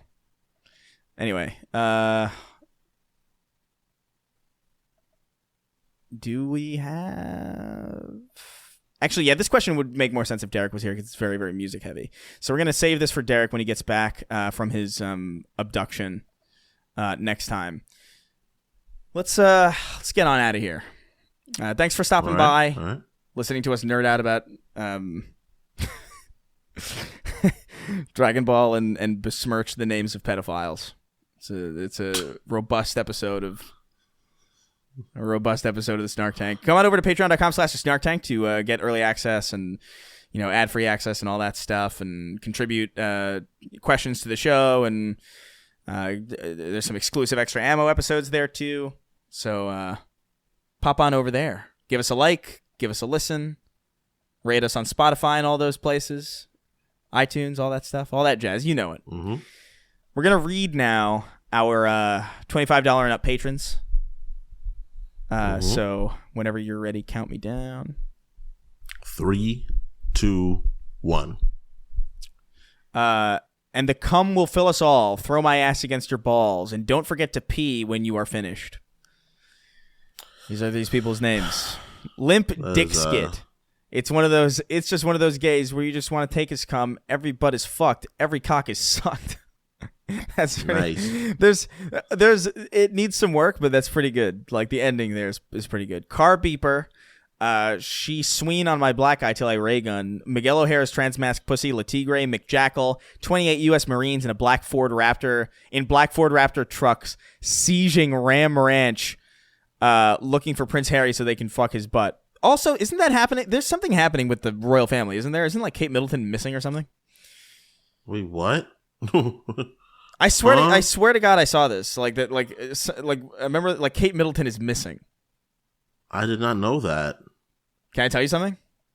What? Don't know who Kate Middleton is. She is Prince. I have no fucking idea. She's the prince's wife, I think. I don't know. I remember Peppa Middleton because she had a fat ass. One of the sisters, the sister of Kate Middleton, had a big butt. Kate Middleton's first public outing since surgery is throwing some people off. Oh, she had surgery? Why a new video of Kate Middleton isn't quelling concerns? Oh, yeah, I've seen some conspiracy theories that it's like a doppelganger, and it kind of... I don't know. Whatever. I don't care. I don't care about the Royals. Fuck the Royals. I don't care about anybody, if I'm being honest. Yeah. Cytheria's conjured squirt sword. Excuse me, milady. Is that gamer cum organic? How do you make... The name's longer, won't let me, thanks. Jack, the world's fastest Maori. You can find me in his butt, bussy full of nut. Look, daddy, I got the seed if you want it in your gut. How can I be racist? 3/5 of my friends are 3/5. It's crazy. Jesus. Big Meaty Stinks. Andy, the man whose handies are S tier and dandy. Chris getting spit roasted by Derek and Sween. Jeremy coomed in my ass today. Heath paying hundreds on Patreon not to use the benefits. Chris's Progerian anal dwelling vestigial twin wanting him to stop eating Chipotle. Juan Cock Phallus's The Jizzler. The Jizzler. It's so stupid. Huacock Phallus. That's terrible. Cringe gay cum. Digigay. Homeless trans femme who comes. Yeep. Big change. But Peter's muscles are synthol. Trad gays on Dick Doc. Lil B, the bass guy asking Selma Cash Money for feed pics on Twitter. Dead serious. SpongeBob Piss Pants. Mr. Pants. Keith David would be disappointed in all of you if you didn't make a gay loser baby cover. I doubt that. Baller of the First Sin. Spumbafutters. And he fucked my face. Now I'm a cum eater. Smash Mouth. A trench line of 77 Earthshaker artillery cannons, all aimed at Sween's approximate location. Jolly old dipshit. I need a guy above me giving cummies. I need a guy like Heopatra, Joan of Arc, Aphrodite. Jesus Christ. Jesus Christ. The real souls boss is my crumbling nervous system. Topher laser pistol, Cyphergraph, medium penis haver, Goku, Chohan, and Nickelodeon team up to fight Frieza. I still don't understand this. Time by Pink Floyd, dicking a gay... Huh? No, I get that. I just don't get anything else. They're hood Dragon Ball characters. They're good old gangster Dragon Ball characters. Gangster Dragon Ball characters, eh? Gangster Ball Z would be fucking crazy. Time by Pink Floyd. Gangsta. Watch it, Gangsta Ball Z. That's nuts. Gangster Ball Z is my favorite. I love Gangster Ball Z. Hey, yo, Goku. Hey, yo, Goku. Get that, nigga. That's for sure, Tien Shanhan. Kamehameha, nigga. Oh my god. What am I saying? Time by Pink Floyd, dicking a gay. The homos are caked up all the way. Finger a Gabe and Bowser in and out. Gay Ronnie Rad could be like good dicks, bad thighs. I don't know. Just something to piss him off. Hunter Dubois, back with a vengeance. Oh, back with a revengeance. Cosmo Wanda, I wish for a glass of cummies. The year Toriyama got fucking isekai'd into the Snark Tank cinematic universe. Running Rab. Lily's piss dealer, back to Tank of Cum. The Caucasian container, the Cracker Barrel for gays. Donald Trump burping on Dom's clit. Super Earth is just regular Earth without Israel. Ass strong to take any dong in me where all dick belongs. She pipkin on my pippa. I live in Orange County, New York now. Fuck you, Long Island. I mean... Yeah, I don't know for sure. I don't remember if that's a... I don't remember either location well enough to know if that's an upgrade or not. But I feel like Orange County, New York is not. It's not. Orange County, New York is not. It is so not notable that the first thing you think of when you think of Orange County is California. So, like Orange County is like even Newburgh. I as a New Yorker, when I heard Orange County, I would think, oh, in Los Angeles, in California. Oh, you mean near Disney, right? Yeah, right. Yeah. RFK Jr. has Aaron Rodgers. Near Disney, huh? Yeah. RFK Jr. has Aaron Rodgers as his VP in 2024. There's a non-zero chance this happens. Yeah, we'll see. Spirit Box, more like Spirit Cox. The RFK support is wild to me, dog.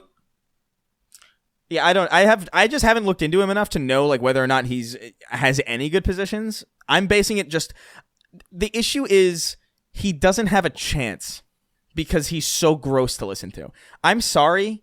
I know that that's like really shallow and really dumb, and it shouldn't matter. Even he literally says it though. It does. But he knows. He's going to fucking like no one wants oh my god, no one wants to hear a State of the Union from fucking like an emaciated Skeletor sounding motherfucker. Like no one wants to hear that. He literally says it. Like it's not even like other people just saying it. He literally is like I sound terrible. It's like, I sound horrible. Let me put it this way. Let me put it this way. Of the politicians that I have supported and known throughout my life, it's not really a long list. Not really a long list. It's a very short list. It was early on. I liked Ron Paul as far as like the Republicans went because I felt like he seemed to be the most reasonable Republican in that primary in 2012 and before. But after that, it's probably Bernie Sanders. And I can tell you this. If Bernie Sanders sounded anything like Robert F. Kennedy Jr., I would say, like, look, man, I love you, but, like, you don't stand a fucking chance. You don't got it, blood. Even if I agreed with everything that you're saying, and I think you're, like, the most honest person and the most honorable person, and, like, you're doing the right thing, and your positions are correct, you can't win a fight like that. So, I don't know. I haven't even bothered to look into Robert Kennedy Jr. because I just don't even consider him a viable... He's so unviable to me that it's not even worth knowing what his positions are. Like, it's just... Like, I don't know what people are deluding themselves into thinking that people are suddenly going to be okay with, like, a demon. Like the overall... Like, that's hilarious. You're going to want... Like, demon. like, you don't want a president that, like, kids are going to be afraid of his voice. Like, it's just not, it doesn't track. Maybe slightly above average Clinton energy, just a hard R. Star Coffee, never made it as a straight man, only made it as a gay man squealing. Gay Blade, I like dick. If you can read one page of Harry Potter, Harry Potter book, N-word. My son froze to death in the wastes of Ohio by going homeless to pay you fucks. Now, this is his memorial. Rip, John. Transform Gremlin, exposing people with lactose intolerance, 90 million rods of ionizing radiation. Yush, not Vinpen. Craig the Canadian. Matt Walsh is my least favorite racist, as he's not very funny. Yeah, that's kind of the thing, man. It's like, if you're going to be racist, you got to at least, the very least. You got to bring something to the table with it, you know? Yeah, don't just come here and be racist. Don't just be a bigot, you know? Like, come on. Yeah. Anybody can do that. Help me. Your dog can do that with a series of buttons with pre-recorded words listed in them. Like, it's not I don't know. It's your boy Shawnee D. I want a cock. I want two cocks by Twisted Sister. I live in Philly and everything you guys said is true. I also I once saw two homeless guys fucking near my high school. Cool. If I, Chris Reagan, had one wish, I'd wish that women could only speak by shouting their names. Like, what is this? Like, stupid fucking Pokemon. That sounds horrible. God, that sounds better than what we got. I'm being honest. I mean, whatever. I don't got to worry about any of that. Bitch. So imploring people to look up to Bipolar Betty on TikTok. She has no nose, just a hole. Oh, that's sad. Slurping, stroking, smoking, joking, emoticons going like this.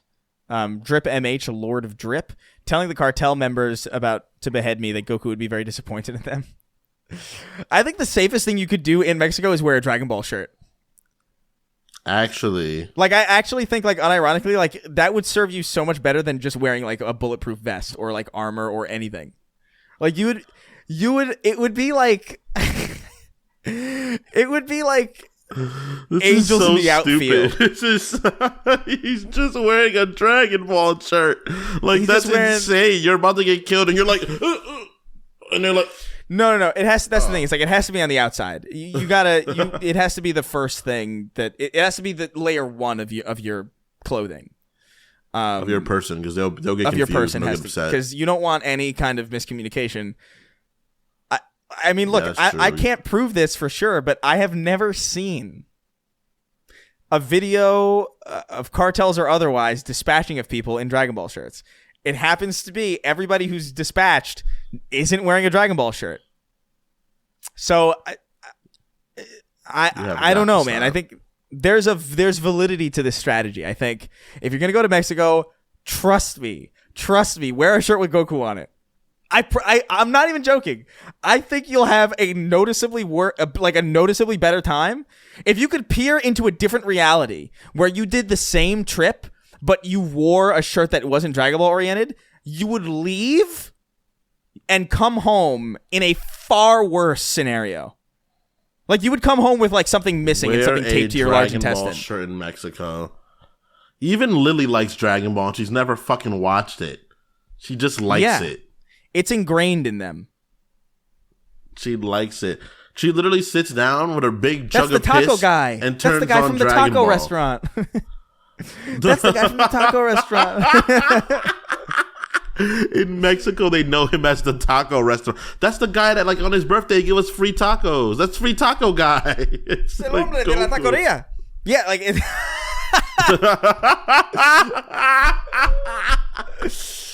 I'm sorry. Honey, I know you're going to see this. I'm sorry, sweetheart. I'm just kidding. She's not going to see this. This is the credits. No way she watches through all the way. She definitely watches our podcast, Chris. That's unfortunate. She absolutely watches our podcast. She fucking loves it. Yeah. What was I saying? Obi-Wan should blow me. Jackson Vernon, Norwegian game dev, sexting like crazy. Kremlin to Gremlin, Hearst song, and the dick goes in and the dick goes out. I'm going to steal your bones. One more spoon of cum syrup now. Oh, whoa. Zoo by Denzel Fury. Avi, Chris Ray, Fagonato, Derek, Faggot, and Fagston. Just straight up slurs. Derek, give us an update on Ethan Ralph right now. It's been a while. He will once he returns from his Abduction. From his death. Yeah. Wage Slave 583, a sad guy from Michigan. Also, some of you masturbating, one of you standing with your ass in it, some of your butthole showing. The Papini brothers hold Derek's engraved glasses, Chris's audio remote, and Sween's foreskin for ransom. Still haven't found this remote, by the way. Donk Donkerson, that bastard Curtis the Frog, installing a faulty network, a neural link in Chris's head that plays Thunder on repeat. You got to pay the troll soul to get in the boys' hole. Gate 6. And as always, rounding out our list, the king of haphazard. That's not the last thing. Whoa, Betty. Whoa, Black Betty. That's a man. Whoa. That's so man. Fucked. On your feet, soldier. We are leaving. Every guy is just just Schrodinger's foreskin. That's fair. Help. Fuck. An evil lesbian. Justin Trudeau cosplaying Mr. Popo as a tribute. That would be... I would respect him for that, honestly. Like, that would be... That'd be legendary. That would be legendary. If there was ever a scenario where an individual like that could do blackface, it would be to honor Akira Toriyama, and it would be to honor Mr. Popo. Because there would be enough plausible deniability there, were it not for the, like, listen, that'd be so fucking funny. I would love it. Of all characters for him to choose. He goes back to his classic. I know this. He's like, I can't leave my roots behind me, eh? Or whatever. No, isn't he from like somewhere? Isn't he from like Israel or something? He's like from somewhere weird. Justin Trudeau. I mean, he does blackface for fun. Clearly, he's from something. He's from some sort of software. Justin Trudeau. Where's he from? India? I can't look into this right now. I can't be a part of this right now. Want cock, addicted to the foreskin, twink butt is what I'm going to comment. Can't stop by Red Hot Chili Peppers. John Strickland, I missed the old Kanye, goat of the throat Kanye, pulls in the hole Kanye, drag on dance floor Kanye. Merck's 1889, she called me Rowan Atkins the way I missed her being. The first Church of Keith David featuring Chris's crippling dyslexia. Second Church of Keith David featuring being better than the first Church of Keith David. Pre-Roz Blake 896, gender bend Chris, Sween, and Derek and make them Fuda. A half black, half Vietnamese person named bitch N-word. Little dick rag. Lost my job at Kohl's. I love that name, they caught me. That's such a funny name. They caught me playing with the mannequin's boobs. It is good. It's not like you to say I'm gay. I was waiting on a different homie. This time I'm mistaken for handing you a cock worth breaking. Don't know what this is. Alaskan oilfield trash. Texas tater salad. I sucked BBC. You know me. Sue Hulk. Tickle my ass hairs. Nikki Ziggy. Kingston's dad. My piss is thick like gas station slushy and Lily chugs it. Wicket 909. Sorry, Miss Jackson. Badly Brave. Hugger Derek. Duck Hunt. The Vegan Necromancer. I Got Consent. Aetherian. Brogerian Punter. Melphus, one of the angriest crowd dealing with the view from the Dealey Plaza. And as always, rounding out our list, the king of haphazard. The king. Thank you guys for tuning into this episode. We don't respect you. Bye. Jeez. All right. That's where I'm going to leave it, I guess.